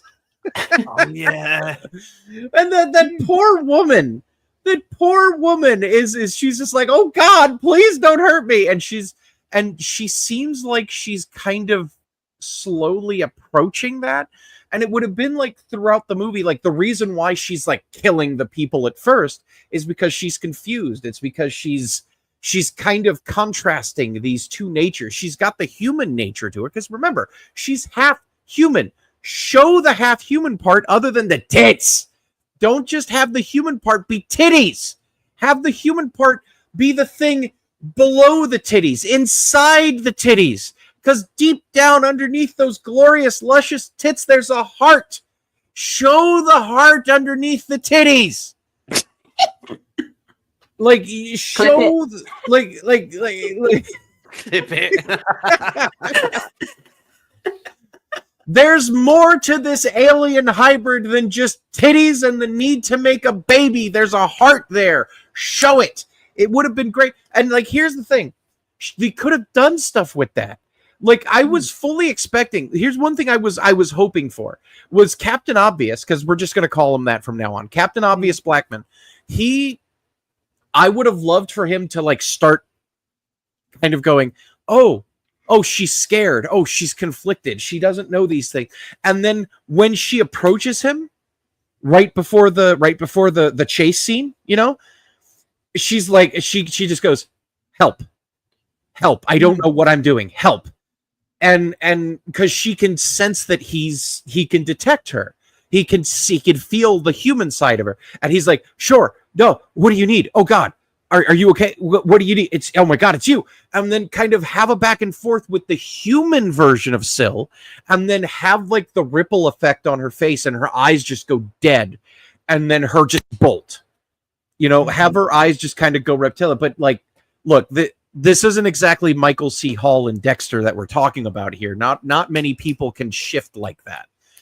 But it would have been great. Oh no. Not many people can shift like that, because one of the amazing things about the first 3 seasons of Dexter, which by the way is a deep dive I will be doing eventually, is I'd watch a psychological and philosophical analysis of the first 3 seasons of Dexter, and why the rest of the seasons, yes, including that season that you probably like, is horrible and is an offense to the first 3 seasons. But the thing that Michael C. Hall can do on a whim is he can shut off his soul in his eyes. He can go from normal person to reptilian brain almost immediately, and you could see the shift in real time in his eyes. Like, I would love to see that, and you would see, because like instead of him being a diabetic, like the first guy that she takes from Id, instead of the first guy that she takes, the reason why she kills him is because he's diabetic. Have it be, oh God, he's actually, because they said he's nice. He's a good guy. He usually doesn't do this, that type of thing. And he's a regular, but he usually doesn't take random women, you know, like that type of thing. But he was entranced by her beauty, and also she only had a bra on, so you know, yeah. But like, have him be a genuinely nice guy, and have Syl kind of go, oh, do I want to do this? Oh, is this something that I want to do? I can explain the rejection there. So, okay, so. TCG, what happened there, bro? What's going on, big guy? Sorry, yeah, no, as you wish. You know, no, it's fine. Thank you, Mr. GB, for your TCG. For there you go. even the gravity pull even draws in super chats. I've just found you a get rich quick scheme right there. Right. So it turns out, okay, when Syl is judging a mate. Because not only obviously were there films, but there was a novel, which is like an unofficial sequel to Species. It's kind of like the sequel that wasn't. There was also a comic book series. It was like 4 or 6 episodes, and it turns out that one of her abilities is that she can. It's hard to explain. People will like change color depending on moods or conditions. So, for example, with the guy who was diabetic, with people that have got ailments or illnesses, they turn green to her. So apparently that's why she got turned off by him, because it was almost like she saw he turn green. Sure. And so it wasn't that he was creepy. It was it was because he was a diabetic. It was because he was exactly. diabetic. So she sensed that. We're talking about how, where is he?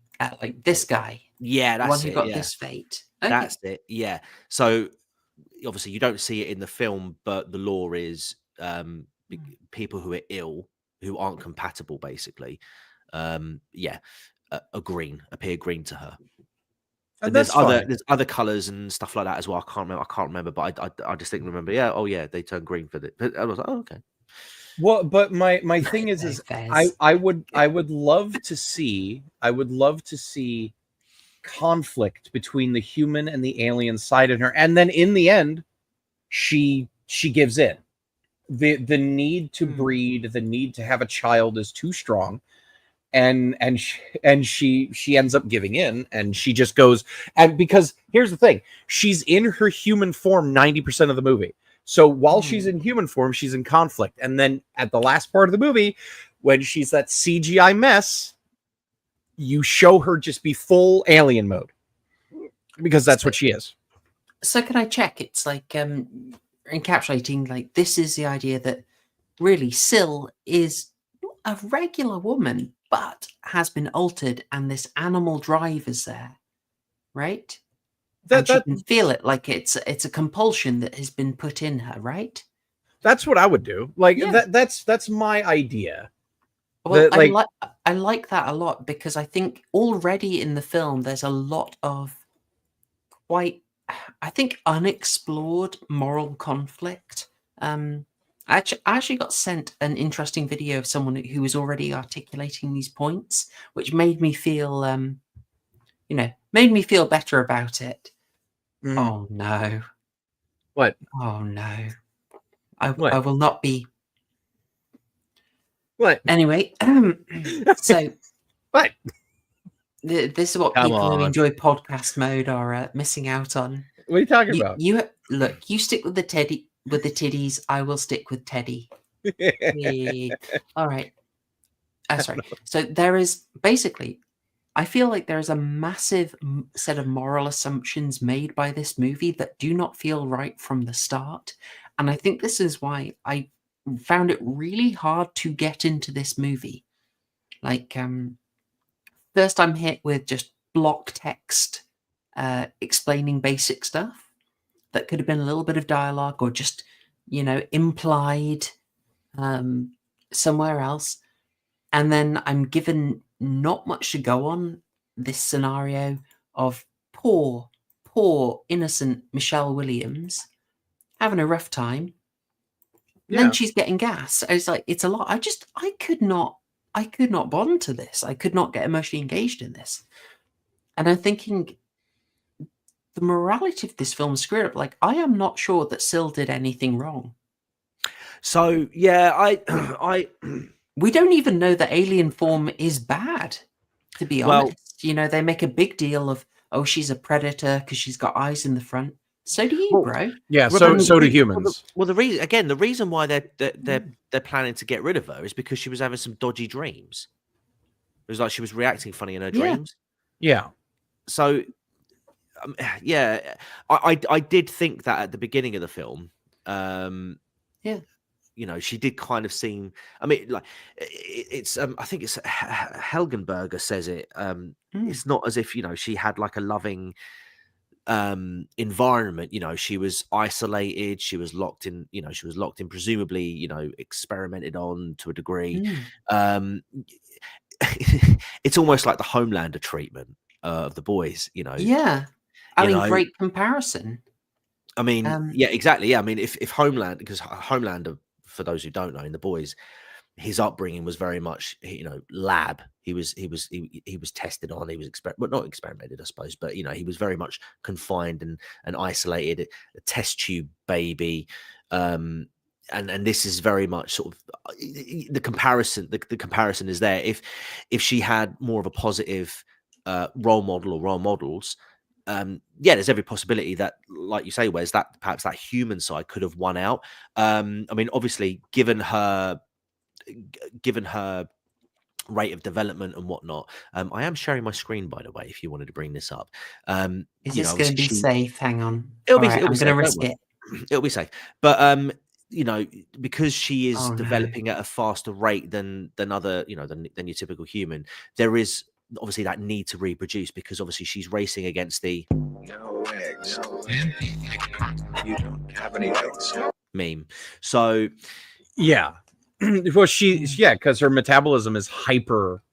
It's like it's going on turbo, and that could also be because of her half alien nature. Exactly. You could have done it like because you guys have brought up two very good points, and I'll add a third, which is because like CSI chick, I don't know her name, Hergenberger or whatever her name is, Schmergen. Yeah. CSI chick. She You're right. She goes, yeah, she didn't have a proper environment. She wasn't raised as a child. She was raised as a lab specimen. So of course she's borderline sociopathic. Like, of course. But the thing is, like, there is another thing, and again, it's that hostage scene. It's honestly, that hostage scene was one of my favorites because you get a moment of Syl being human where she's like, oh God, please don't hurt me. I promise I won't hurt you. And like, you see a moment where Syl goes, is that true? And then it's bam, right back to reptilian mode. Yeah. And she goes, yes, you will. You just don't realize it yet. Yeah. I would have loved to have seen more of that.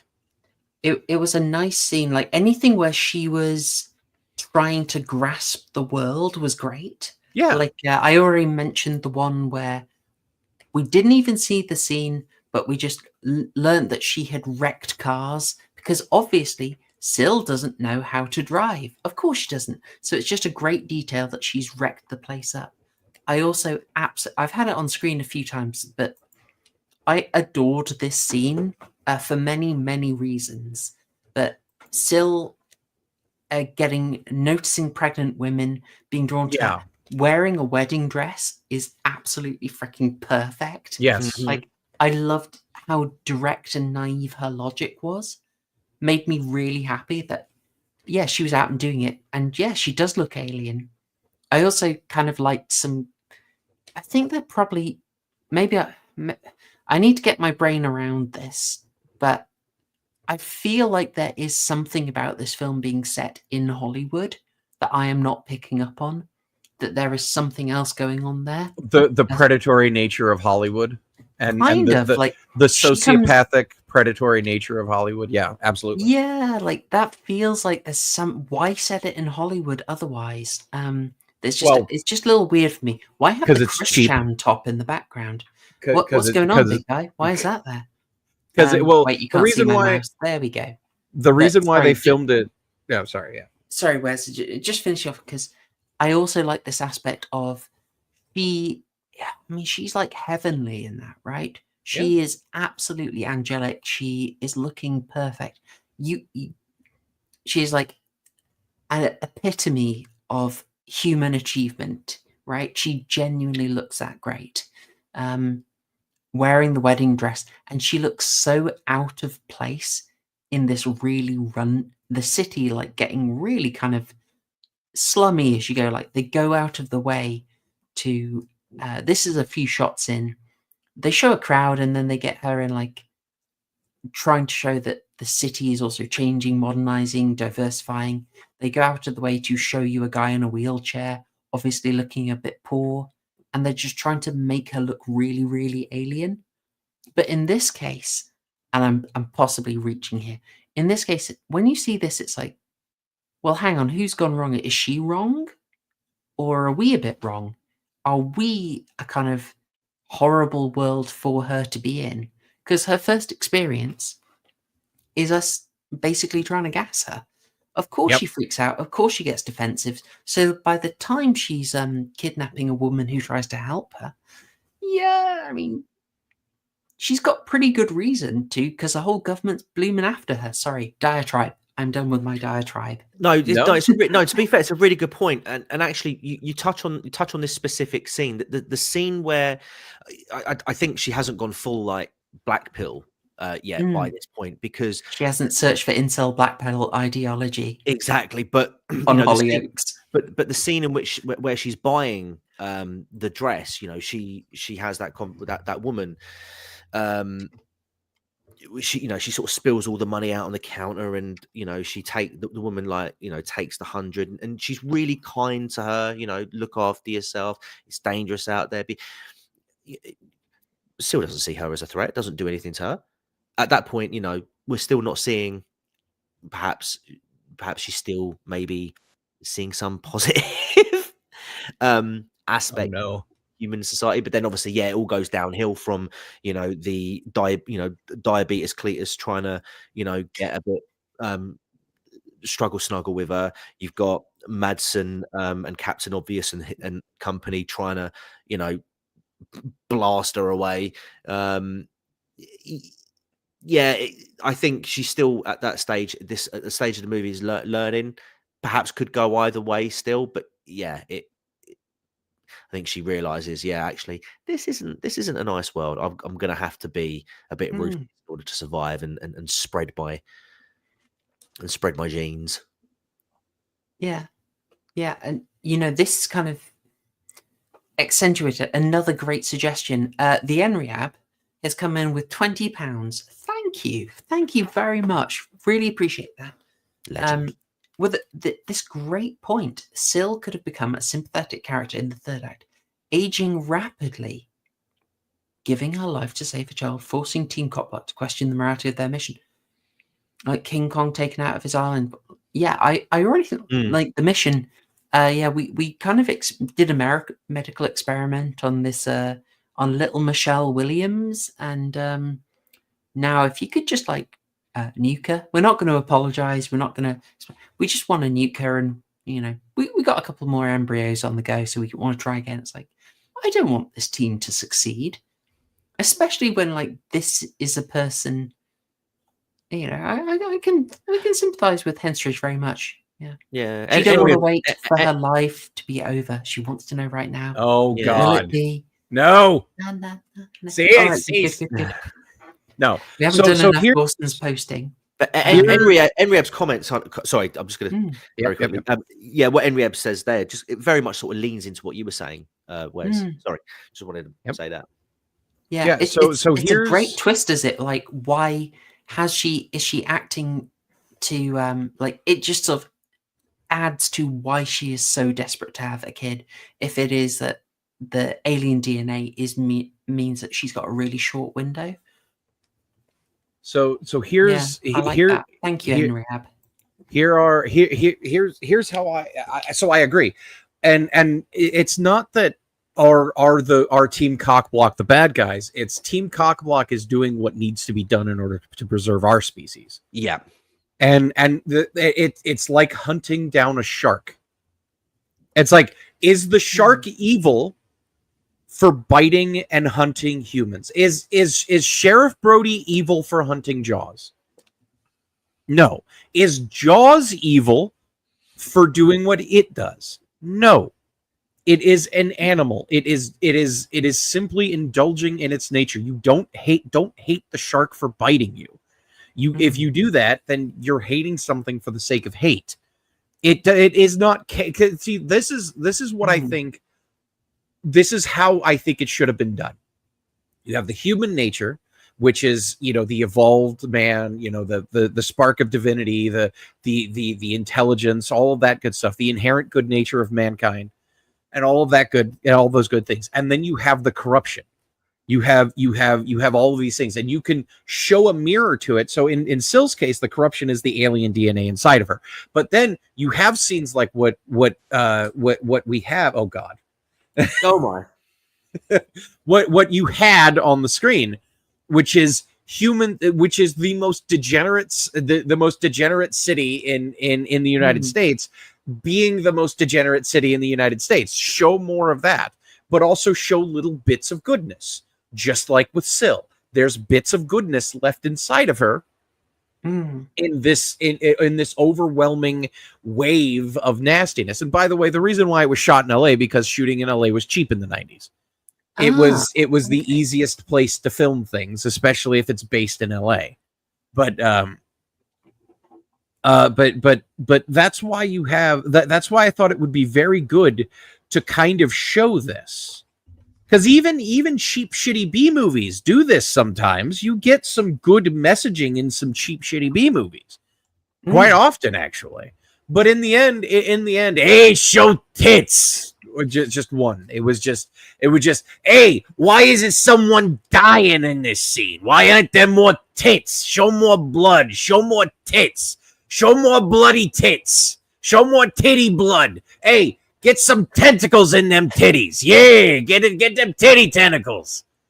Yeah, like in the end, that's theory, what it Wes, you may agree, is that the studio bosses know what they have to sell and know what they have to have in the film to get on the trailer.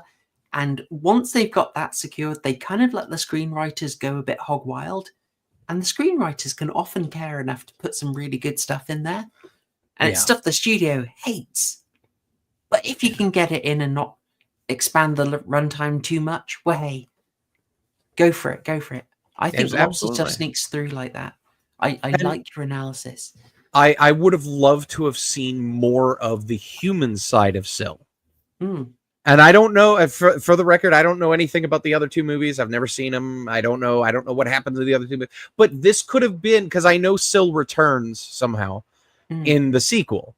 And it's like, okay, show that. Like, then that would have been a good lead into the sequel. I know nothing about Species 2. But it would have been nice if they would have added, like, show her bonding with Captain Obvious a couple of times. Show Captain Obvious bonding with her. You know, like kind of go, oh my God, there's a human inside here. I don't know if and then as a contrast, as TCG said, you know, when she's the urge to have a child is just turbocharged. Empty eggs, empty egg carton. Oh God, I need to do this. And then when the child comes, she is fiercely and completely instinctually protective of the child. But have the child, I liked the portrayal of the male, and have the child be like the hardcore predator, just completely just going, and she's protective of him, and that's why you have to kill them both. Oh my! I wish this movie existed. Whereas you've just given me this vision of like where she's, you know, Mr. Empath himself kind of brings another team member, probably the woman, over. It's like, what are we doing? What are we doing? We're the bad guys' hands. And then it comes down to it. And you're like, oh, actually, the male baby there is pretty, that's an actual threat. And she's just a mother defending her kid. It's like, there's a bit of moral gray on both sides here. I feel conflict. I'm engaged. Yes.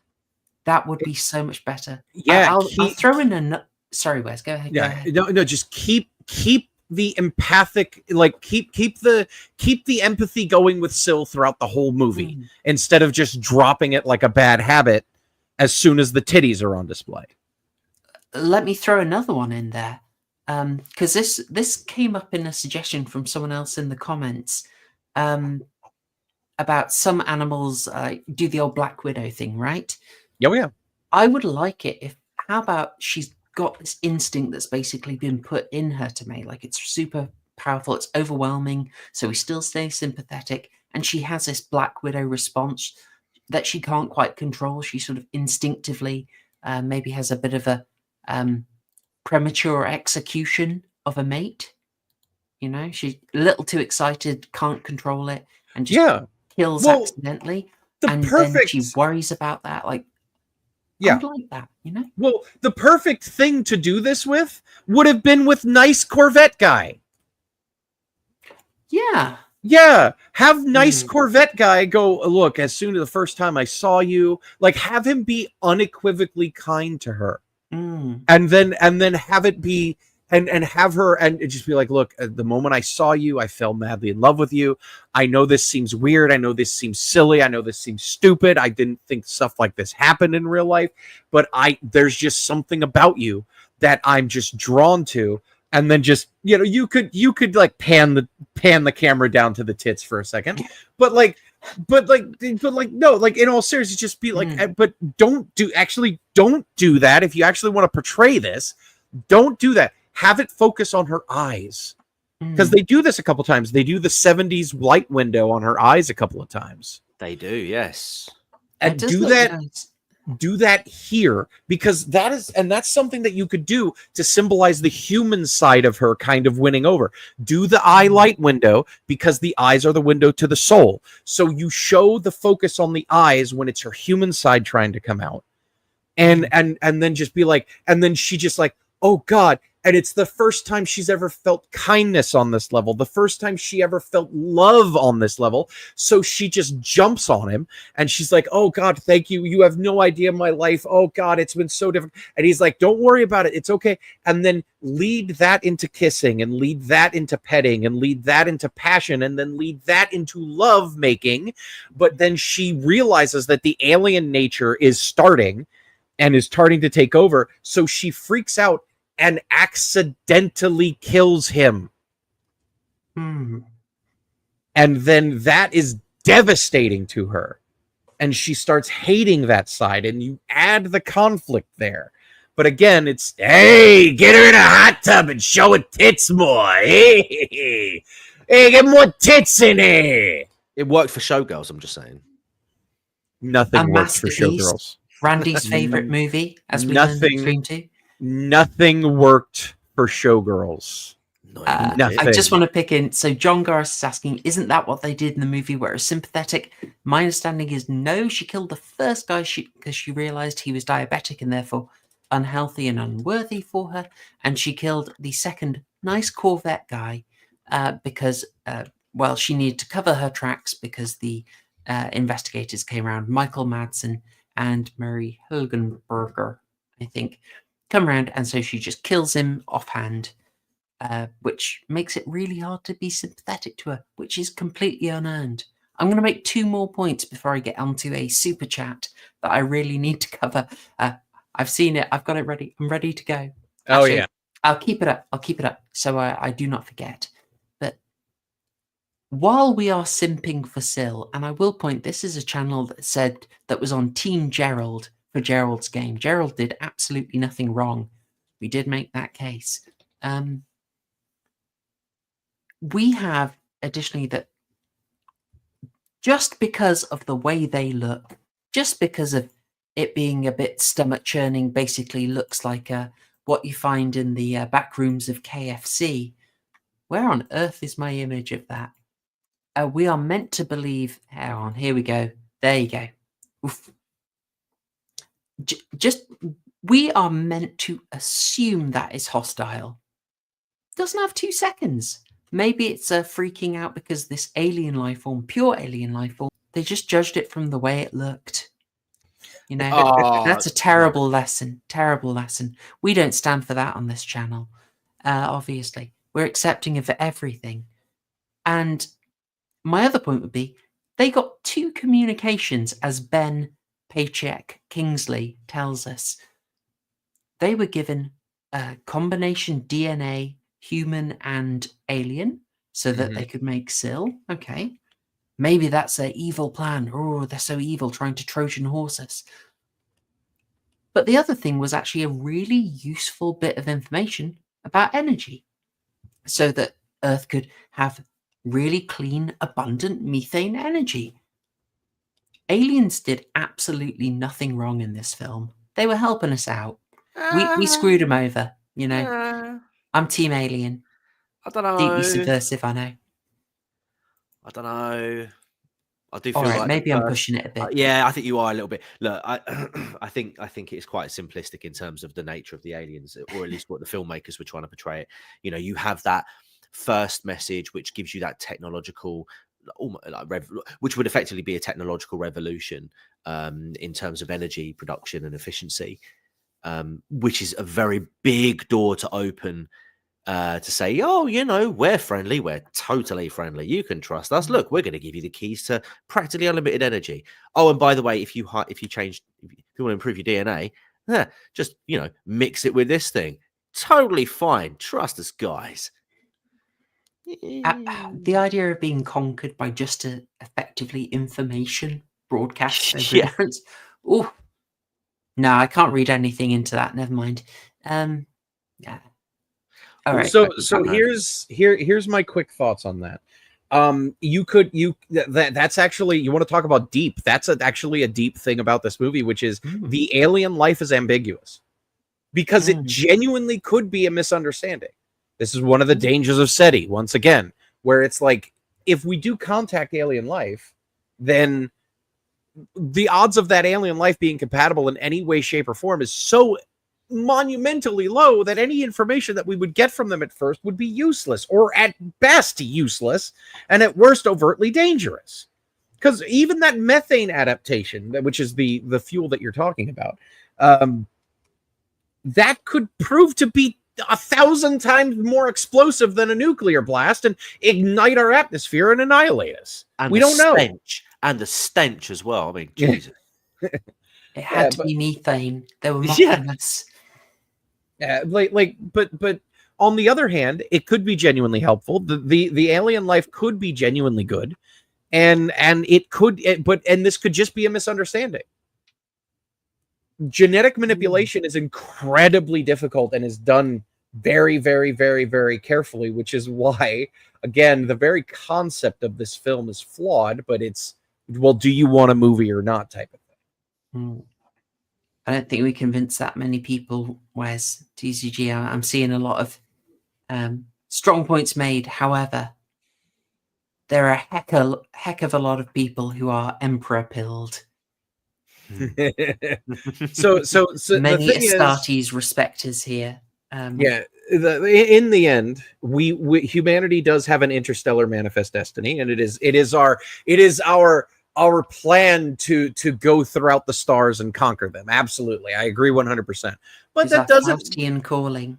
It doesn't mean it doesn't mean that we can't make some friends along the way, and you know, for at least the next 1,000 years or so, there's going to be plenty of room for everyone, except, you know, if there's a star that we really like, if there's a stellar body that we really want, and there's some primitive civilization there, you know, sweep, it's fine. Speaking of a stellar body, hey, that's what I'm talking about right there. I will address this very kind super chat, and then I will let you appreciate the Britisher doing his thing. He just keeps coming in. He hogs them. You can't get a bit of boober on this stream without the Britisher coming in, taking his claim. Terrible. So Adam wrote this is a lovely thing to sort of move the stream to a close on. Under the Skin reminds me a bit of this film. That would be a nice film to discuss as well in the future. Plus, Scarlett Johansson got them bangs. Now, I heard that is not, in fact, Scarlett Johansson's body, but she had her head sort of mo-capped onto it the way they did in Game of Thrones season 6. But this is a really good suggestion. Like, we've pointed out how you could improve Species, and I think chat's had some great ideas. TCG, Wes, you've had some really good ideas. I think we've all pitched in with how you could make this a much more engaging film. But Under the Skin is already the kind of higher-minded version of this story, and I'd highly recommend it. I enjoyed it. I would watch that again. It's challenging. It's Kubrickian. It will be very unlike anything you've seen. Really I've never seen it. It's you need a patient watch. It's slow paced. It will challenge your attention span, but like one of the Kubrickian aspects of it, but really good and disorientating. But I'd say there's a sort of quick and dirty version of the story as well that works really well. As Fez is in the chat, I'll drop it. Anyone reminded of Angels season 1 episode 2? Lonely Hearts, I believe it is. Is it Lonely Hearts or Dear Hearts? That does this as well. In that case, it's a sort of body-hopping demon parasite, but it does the function of getting you the old titties out, getting you the horny horror, and blending them very nicely. Great episode. Yeah. So. Yeah, thank you again, Adamless Horror, sending $5. Very much appreciated. But everyone's been very generous tonight. It's been very kind of you folks. And thank you, guys. Yeah. Species, very much appreciated. Who knew? Alfred Molina does look so young in this. Yeah, and that's another thing that I would have added is this scene. The one change I would have made, make Alfred Molina aware it's Syl. Have him be sympathetic and make him aware that it's Syl. And again, you have to keep the thing that Syl is a sympathetic character, that half of Syl is sympathetic, and it's just like, and have her just be like, please, I'm so alone, I'm scared, please help. Because he's an anthropologist. Is it like, in your idea, is that like she deploys super strong pheromones to overpower him? I was thinking like that the moment of sympathy becomes a sort of, he also gets compelled. If both of them are just totally compelled, you know. Also, because like one of the things with Alfred Molina's character is that he is already like kind of really into Hergen Bergerderger chick, CSI girl. But have one of his aspects be he falls in love at the drop of a hat. He goes over to the women and he gets rejected. He's pursuing Hergen Bergerderger and he gets rejected. He gets rejected. Have him be the type of thing where he's just desperate for love, and then have Syl come in and go, look, I am not as bad as they're saying I am. Please, I'm not as bad as they're saying I am. I need help. I need someone. I need love. And you need it too. Like, don't have her say those things. Imply them, show them, don't tell them, and then have them legitimately kind of go at each other, because they are both looking for the same thing and they get the same thing. But unfortunately, it spells doom, not just for Molina, but for Syl as well. Giving into this temptation kills both of them. There you go. That's how I would have done that scene. I just would thought, have improved it for me. Sorry, TCG, I cut you off. No, I was going to say, I just thought, given the tentacles, this was a Dr. Octopus origin story. Yes, that too. Yeah. See now, Chloe, you've got me trying to do the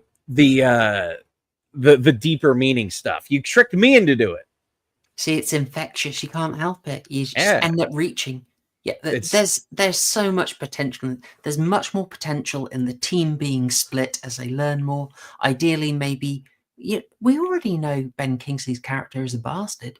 Have him just hide more and more information. Yeah. Don't tell them from the start.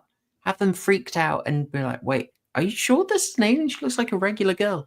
You told us she can't think. She's a savage. What? But she can speak.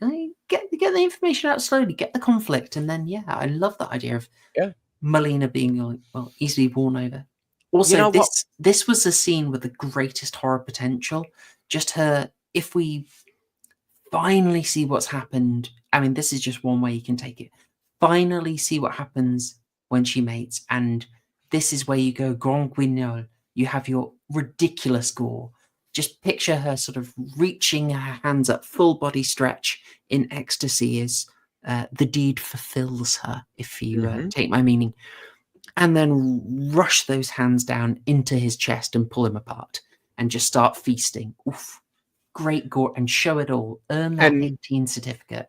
And that would be also such a payoff. And also, again, it is the second man who has shown her kindness and gentleness and tenderness, and she viciously murders him again, which is the thing that finally breaks her, and she just succumbs. Ben Kingsley a bit of a win as well, because the whole super evil grim corpo dude. We see that a lot in the 80s. If he's like, actually, she is just too dangerous, partially because I created her that way, but yeah. Oh, Madsen too. Have Madsen just be, it's a beast. It's got to die. I don't care what it is, and have everyone else have Hergen Bergerderger, have Captain Obvious, and have Dr. Octopus. Have them. They're the more intellectual types. Have them go, oh well, no, they're sympathetic, and show that they are right. Show that they are correct. But in the end, the violent nature overwhelms, and then what's got to be done has to be done, and then you have a Commando-esque Madsen gearing up scene, and having them go, oh, it's got to be done, I guess, and he's like, let me tell you something. Man's got to do what a man's got to do. I'm gonna do it right. like racks the shotgun. Like you go, if you're gonna go aliens, go full aliens. That's my last major problem with this movie. It's two things. It's three things. It's three things.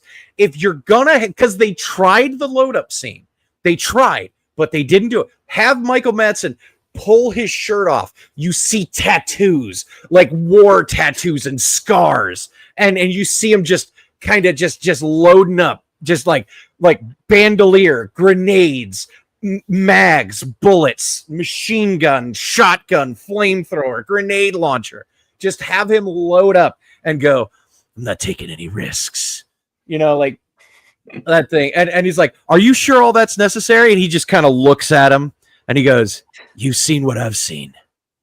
You know the answer to that. Racks the shotgun again, even though he didn't fire around. Like you gotta go whole hog. Go whole hog if you're gonna do this. And then be what they're leaning into with the whole, we're in LA, and for some reason we need to go into a cave and an industrial setting. Like, come on.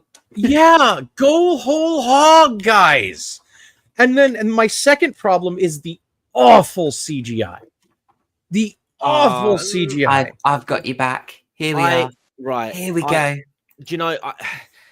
Okay, the CGI ain't great, but what in its defense, and this didn't have no. But hang on, this film didn't have like the budgets of like Jurassic Park. Let's say. Sure. Trying to compare it for its time. I don't feel. I know. Obviously, it could have been a lot better. It was better than Mortal Kombat, which came out the same year, hands down. The CGI is terrible for Reptile. Oh, just the CGI. Apologies. I really enjoyed that movie. Oh my god, the film's a classic. It's one of my favorites. Best new line cinema film. But I felt like they used it sporadically enough that it didn't take away from the film. And again, I think when you look at it compared to like the technology we have nowadays, I think it's okay to sort of go. I think we were still a little bit experimental with it.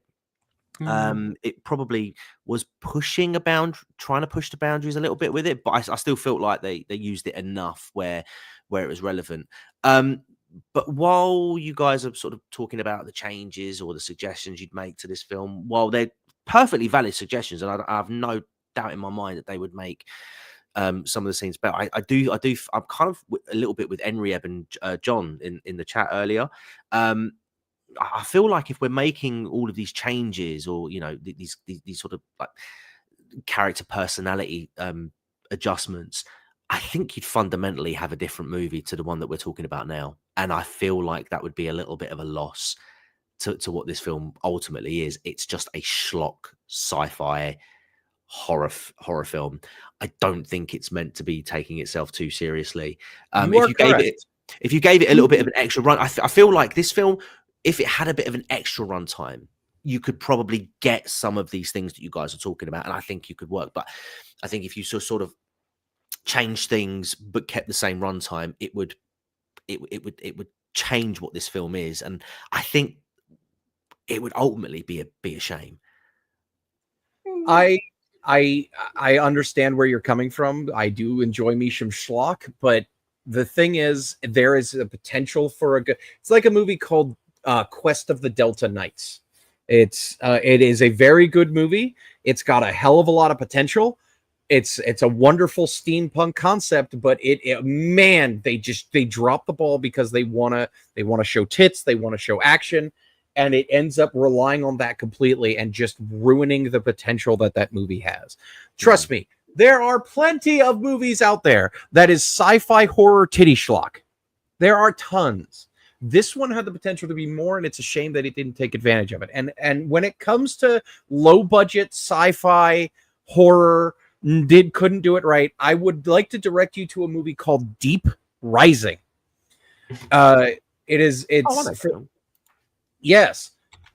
Deep Rising is a movie that is massively under not a lot of people know about it, and I think it's a wonderful movie, and it was made in the mid to late 90s.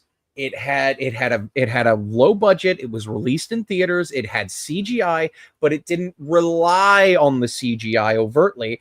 And they followed some core rules that you need to follow when it comes to CGI, even today, but especially in this era, which is keep it in the dark. And if you can't make it look good, make it blue. Counter argument. Deep Rising had a $45 million budget. Species had a $35 million budget. And Deep Rising also had much larger set pieces. And this was grossed 11.2 million in the box office USA. I think the box office for Species was, I think, 113. Oh yeah, titties. Yeah, titties. Everyone loves them. You can't go wrong. I'll throw in. Look, TCG's made a really good point. Yeah, we are talking possibly such big changes that you might as well just do a totally different film. This is meant to be quite schlocky fun, but I do just feel like it wanted to be Aliens so much at points. It's like, and Aliens has got the vibe I wanted, like the fun banter crew going around doing their thing on a hunt. Like it had some of that energy, and it still feeds into schlock. So I think they could have made it work. And there are just like some simple changes where we could still have the vibe, still have the schlock, and still, of course, have them titties. Yeah, I mean, the movie. So I just want to address this because I've had this up for a while. I was just apologize. We feel passionately about this movie. It's not our favorite, but we feel passionately about it. Jay Panks adding in $2 and saying, "Has anyone seen The Relic? Lovecraftian." So long ago. I think that came out in 1997. I remember renting it on VHS. It's on BBC iPlayer. What? No. Yeah. Apparently it's on the iPlayer. Folks, check that out. It's actually on there, yeah. I just don't remember it well. I think Good Bad Flicks did an exploring video on it, which made me intrigued to watch it again. But oh wow! Unfortunately, I've been absolutely lost in rewatching Penny Dreadful. Once Josh Hartnett got his ass out in the first episode, I knew I was hooked. Oh God! Sorry, Josh Hartnett, the only guy that could make proper horror show go straight. Yeah. What can I say? I have my weaknesses. Thank you, Jay Pankser. Thanks again to everyone tonight. I would like to rewatch it. And hey, Lovecraft Part 3 is probably going to be the next topic. So who knows? Maybe we can get it in. And I know we're going long, but my last problem, and this is... Many audience members had this issue. Oh no. The biggest problem is, much like with the not going whole hog on the action part of the last part of this movie, they ruined the one-liner. Did you notice that? I'm just okay. Real quick, ending of the movie. Syl is like crawling up on Captain Obvious, trying to pull him down into the fire. Michael Madsen goes, "Get your head down!" Pulls out the grenade launcher, loads it one-handed, and he aims at her and he goes, "Let go of him, mean face woman thing," and shoots him. Head splits in half. Falls into the fire. T-1000 style, burns alive. But it's like, dude, don't lose your head. Suck on this. Fuck you, Lucky Charms. Smile, you son of a bitch. Get away from him, you bitch. Something better. Okay, I will agree with you. This is one part of the film where you could change it. Yeah, because I thought to myself, that's very literal. It was such. Imagine Arnold Schwarzenegger doing that scene. You know, gets the old shotgun out, leans over, is like, "Get off of my friend. Let go of him. Let go of him now. Don't do that. That's not nice. I like his shoes. What are you doing? I take his clothes, his shoes, and his motorcycle. You leave it alone." Yeah, there's a ton of things you could have said there. Get away from him, you bitch. I'll allow that. I'll allow that. I would Yeah. like to submit. I guess you're an endangered species. Yeah. Get extinct, you bitch. Bam. You know, like time to go extinct. You know, like yeah, like these are all one-liners. You you get off him now. Dude, you cannot ruin the one-liner, guys. You can't ruin the one-liner, and they did. Oh, it's so disappointing. It's so disappointing. Yeah, I'll agree with you on that. 100%. I did think to myself, like, oh, because I was gearing up for it as well when he got the shotgun, head down, shotgun over, and I'm thinking, okay, what's it going to be? Let go of her. Let go of him. Oh, yeah. It's always carry protection. Look, okay, here's what you do. Here's what you do. Just like with Terminator 2, right? You have him because they show it. They show him one hand loading the grenade launcher, slams it down on the ground to load it. Go in, hard zoom on Michael Madsen's eyes, squinting, hard zoom in on the shitty CGI eyes, and then zoom back into Madsen and goes, "Time to go extinct, you son of a bitch." Bam! Yeah. Or it's extinction time, or something. Leans over. Money shot. Boom. Yeah, just something. But no, it's just, don't do it. It's so sad. Wait, that encapsulates the entirety of this movie. Good, but wasted potential. Very, very, yeah. I think that is very fair. Yeah, that is very fair. Like, inseminate this. Inseminate this. Consider this an abortion. Bam! Late term. You should have used protection. Yeah. Get fucked. Yeah. Oh, there you go. Get fucked. Yes. Part of my French horror show. I know it's family friendly. Yes. Come on. This stream ain't getting monetized. Christ, did you saw the sorry. thing I showed early on. We've got Where way is too it? much cleavage here anyway. Cocoon. There you go. Guys, I promise. Inseminate this or get fucked. Those are the best. To this, thanks for doing it. Thank you very much, Laura. $2, much appreciated, friend. Much appreciated. Oh my goodness. Good times. I'm looking to see if we're getting an. Oh, that was a heavy load.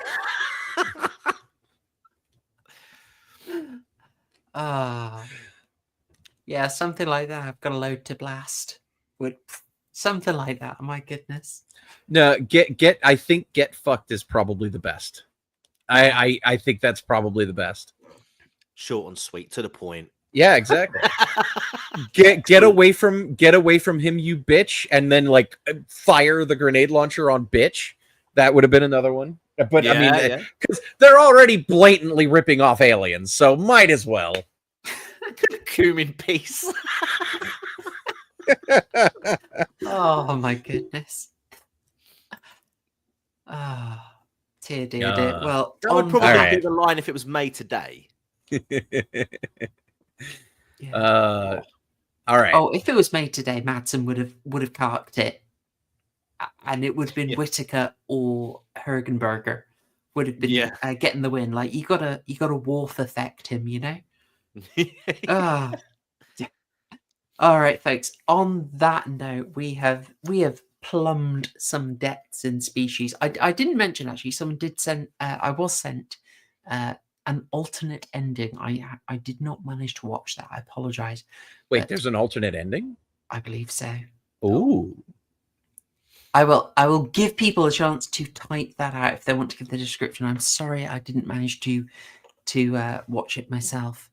And I was also reliably informed that you can find the director's commentary for this online, but as with basically any commentary that I don't do on this channel for you guys, it is mostly people sharing the most inane and useless information, like We had to relight this 4 times, I think, to get that depth of field. I Oh, do you remember that actually meeting we had with Murray to get the yeah? I think we and then we changed it here because they originally wanted to film that's every commentary, and you're like, why did you do this casting choice? What's that story mean? Tell me something. But it's mostly, I the have a food was feeling bad that day. Do you remember? Every time. Oof. the species director commentary is going to be, now one thing that I wanted to do here was I wanted to show tits, but unfortunately it's a 13-year-old girl, so I got no tits to show. So I wanted a couple of the lab guys to show tits, but I couldn't do it because they had suits. So I'm sorry there's no tits in this scene. This scene here, it's great because there's tits in it. Hey, I think that we should have shown more tits in this scene. One of the things that I wanted the alien to have was 6 set of tits. Just going all the way down the line. Tits, and more tits. There's a director commentary Wonderful. of species. Wonderful. Michael Madsen is eating an ice cream. Biden mode. Adam Lazaro has put in Scream commentary. Now, is that... I don't know. Is that a reference to the original Scream commentary for the 1996? Because I've got a Blu-ray with that on, but I have never listened to it. Even though I believe that's actually Wes Craven and Jamie. Oh my gosh, what's his name? Crikey, the number. Not Jamie Williams, the writer whose name I've suddenly forgot. Kevin Williamson. There we go. Apologies, folks. I don't know if you're saying it is like that. I hate it to be so. I'd be so disappointed. But maybe you're referring to the commentary for Scream 5, released as Scream, that I recorded for this channel, and you can find in the archives. So smooth. What a smooth shill. Oh, wonderful. Oh. Referencing horrible new commentary on the new movies. I have not. I will stand up for them, actually.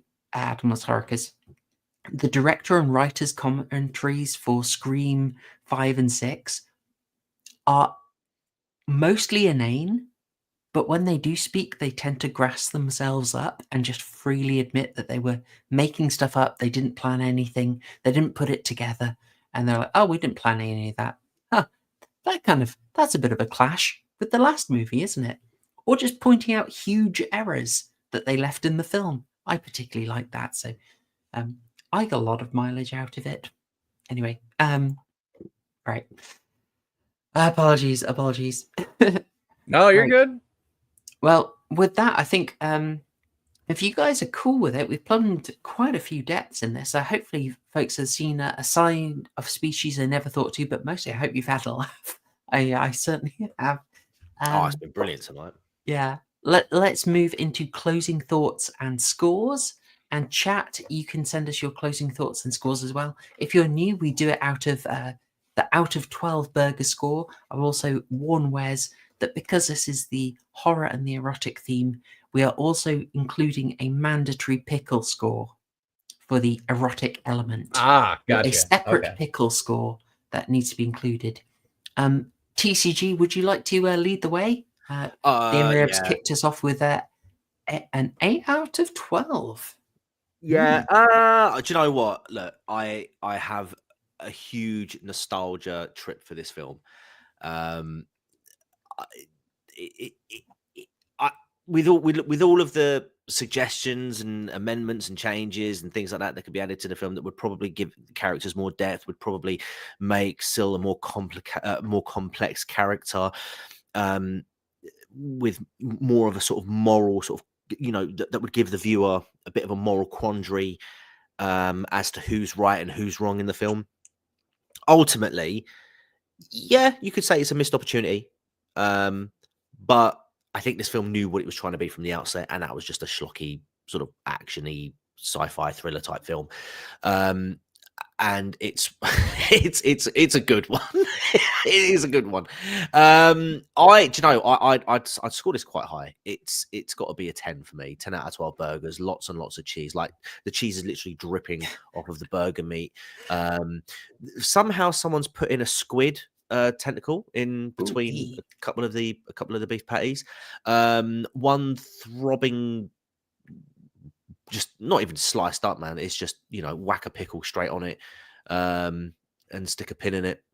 It's a classic. I'd recommend it to anybody. I'm not too sure about the sequels, like Wes. I've not seen the sequels. But yeah, I mean, there's I think there's 2 sequels and then one sort of standalone sequel. I think that came out like 2001 or something. Novels, comics apparently as well that came out. So there's quite a lot of media to consume with this. So if anybody wants to do that, they're more than welcome to. But yeah, this film alone. Mwah. Oh yeah, the brioche buns, like right honorable fair says, they're proper firm and bouncy. Oh yeah, I was gonna say something about that. Yeah. we got a 10. We got 10 burgers, but how many pickles? Sorry, I didn't pick up how many. Oh, pickles. sorry. No, just one great big throbbing pickle that goes in between the burger. A big lad. Okay. You know, like you got the two. You got 2 patties, right? You got 2 patties, and it just sort of slides in between the 2. I'm not trying to be too graphic, but you get the picture. Oh my goodness. Anyway, yeah, this 10. We did manage to avoid this arc at least twice in the members' vote, but eventually, it did win the channel member vote by 1. You could have been on Lovecraft Part 3 right now, guys. Anyway. And also, can we just shout out to Christina Hendricks as well, who has absolutely nothing to do with this film, but has completely taken over this stream. Adam, Every single time. It's your fault, but you know we love you for it, mate. Excellent. I'll round off as well. I'll give mine. So I can't score it as highly. I wasn't connecting to it emotionally from the start. I just felt like the whole pacing and presentation of the story threw me off. And I've got to say, even though obviously I was analysing, this is a film which succeeded on the details, but the big picture did not work for me. So I found myself just not getting on with it and struggling. So I am actually going to be giving this a 4. I was not on its wavelength, but again, I wonder how much of that is because I was watching this like on my own, a bit tired, like trying to analyze and not watching it with a whole group of people, a few drinks in hand, having a hoot, ripping the piss out of it. I wonder if I was watching it in a group setting, would I be rating it much, much higher? So I'm going to be hugely out of step with everyone here. And Wow. I've got to go 4. I struggled to pay attention. I struggled to stay watching. I was like, oh God, why is it aliens now? So I found it a weird watch. It's a 4 burgers for me. The baps are extremely juicy. Not as much ketchup as I wanted. Heck of a lot of cheese. And you know, all these burgers, you know, they're promised they're meant to do something, they're promised a surprise, but then they just deliver the obvious. But on the pickle front, you know, there's certain showgirls energy that I think makes it about a 4 pickler for me. That's my score. Possibly controversial, possibly seen as under. Oh yeah, that's probably where we go wrong. Yeah, that's going to be the problem. Yeah, yeah. So don't hate the player. that is me. I'm sorry. I almost always am rating it higher than everyone else, but in this one it's a 4 for me. Anyway, Wes, over to you. So I am of 2 minds about this movie. On one hand, so I did watch it with about 15 or so people last night on the Discord, on Cabal, and we had a blast watching this thing. It was hilarious. And one of the things you have to remember about me is I love schlock. I love that good, bad goodness. You know, it fills me up with such a warmth inside that it's like, yes, good. Where it's that genuine we're trying schlock. It's like Deep Star 6 or, you know, something like that. You know, good stuff, or Deep Rising, you know, things of that nature.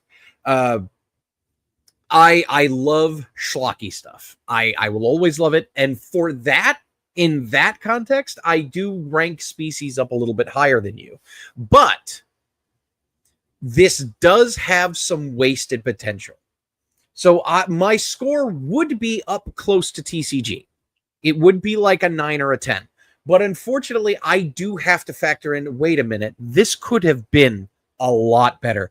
And it seems like they were going there at some point throughout the creation of this movie, and they decided to drop it for more titties. Hey, get more titties and more blood. You know, they did kind of end up going that route, but I see the potential of it, and it does make me sad. And it might be controversial, gentlemen, but I do have to lower it a bit. I'm going to give it a high 7. A high 7. And here's the thing. I will never, like, it is very rare that I will give a movie like a 12. Like, if ever. Like, 10 is like movies that I freaking love. I can count on one hand the movies that I would say is like a 12. Very, very low rating. Very, very low amount for that. You're probably counting on one hand for this movie. But I do agree. Yes, 2 very, very luscious, firm buns on this movie. And inside of it is an 8 out of 12 burger. Ketchup, I'm assuming, is blood, yes? Yes. Oh yeah. Yes. Yeah. It wasn't that bloody, but it was bloody enough. So a right amount of ketchup. And as far as the pickles, man, a very confused pickle. Because again, very confused boners were popped because of this movie. So I will give it. Is it out of 12? Is it out of 12 pickles? I will give it a solid 5 out of 12. Very confused pickles, because that there's titties, but there's also spines and tentacles coming out of the titties too, and it's like what? Oh yeah. Oh yeah. Actually, I do. I will give it a standard 7 because they ruined the one-liner at the end. And they weren't willing to commit to the action schlock at the end. They went with the horror schlock. They went with the titty schlock. They didn't go whole hog with the action schlock. So I have to give it a mid-range 7 because of that. And they ruined the one-liner. True. I mean, still 7 is still. Oh yeah, 6. 7's good. It's still a watch. It's still like, yeah, give it a go. Don't rush it, but, don't kid yourself. Yes, I am talking about that. But the positives of this movie, it's well paced. It's got good acting. The dialogue is a bit Captain Obvious is freaking hilarious. It has major unintentional comedy elements and intentional comedy elements in it. It's got very good pacing. It's got good tension, believable characters, with the exception of Captain Obvious, and it's well done. The practical effects are great. The visual effects are great. It's the CGI that has a lot to be desired, and they rely on it a bit too much. And also, I will give it 2.5 weird penisy Geiger monsters out of 5 as well. A whole new score. Yeah. No, very well argued. Very fair. All right, lovely. We've had a couple of extra super chats coming in. If anyone else wants to squeeze one in, you got time. You got a few minutes. If anyone's feeling, no, you guys have been lovely tonight. I'm not going to turn them down, but you guys have been lovely. I will suggest, if you could become a member with a same amount of money and get access to a whole load of super chat. All right. I've done my shill anyway. Patrick Batman sending in £2 and asking, will Suitable Flesh be in Lovecraft Part 3 or the erotic arc? It's going to be in Lovecraft Part 3. So my provisional thinking is that I would like to do the Necronomicon anthology from 1993. I'd like to do Shatterbrain with Chris Sarandon, which is, I've never seen it, but it's another adaptation of I forget, it's Charles Dexter Ward, sorry. I can never remember names. So it's a Charles Dexter Award adaptation, and Suitable Flesh was recommended. Was it by you, Patrick Batman? But I had that on my list as well. Once I found out, now that's a different story. I can't remember which, but I like the sound of it. For the last one, I haven't decided. I saw that we might do Dreams in the Witch House game as like a bit fun. But there's From Beyond, which is also quite erotic, could be interesting. There's a Dagon adaptation as well, so I'll have to decide, but we'll get a mix in there. And I also may find other Lovecraft horrors that would be worth looking at, but provisionally that is my plan. Shatterbrain, Suitable Flesh, Necronomicon from 1993, and either Dagon or From Beyond. You're always going to have a load of Stuart Gordon if you do a Lovecraft theme. So sounds interesting. I love From Beyond. That's one of my favorite movies, and it's got Combs in it. I love me some Combs. Oh, always. And all the pineal gland chat. Anyway, but I mustn't get that drawn in. Adam Loves Horror sending in $2. Thank you very much, Adam. Recommending Heretic. Enjoyed Heretic if anyone is going to the cinema. You are one of several people who has said good things about that film. I looked on interesting sites for it. I couldn't find it. I'm tempted. I'm tempted. The trailer was a banger. Yeah, my wife wants to see this film. Give it a go. I'm hearing good stuff. And the thing is, it's a great trailer. Yeah, and the thing is with Hugh Grant, I know he's a bit lib-brained, but I tell you what, like when he puts his mind to it, he can act his socks off. I mean, his role in The Gentleman it's so left the field of what you'd think of a typical Hugh Grant film, but he's great in that. So yeah, I'm quite intrigued to see how he perform, what he's like in this film. But yeah, the trailer looks promising. Exactly. Yeah, I fancied it. Or of course, some confusion. Yes, Shatterbrain is an alternate title for The Resurrected. Yeah, it's the same film. Many such cases. Just like The Haunted Palace. The Haunted Palace is the Poe poem has absolutely nothing to do with the film, but AIP did like to market things as Poe related. Cheeky. But we have covered that already, folks. If you're interested, you can go in the backlog and see us cover The Haunted Palace. I think in a past Lovecraft arc.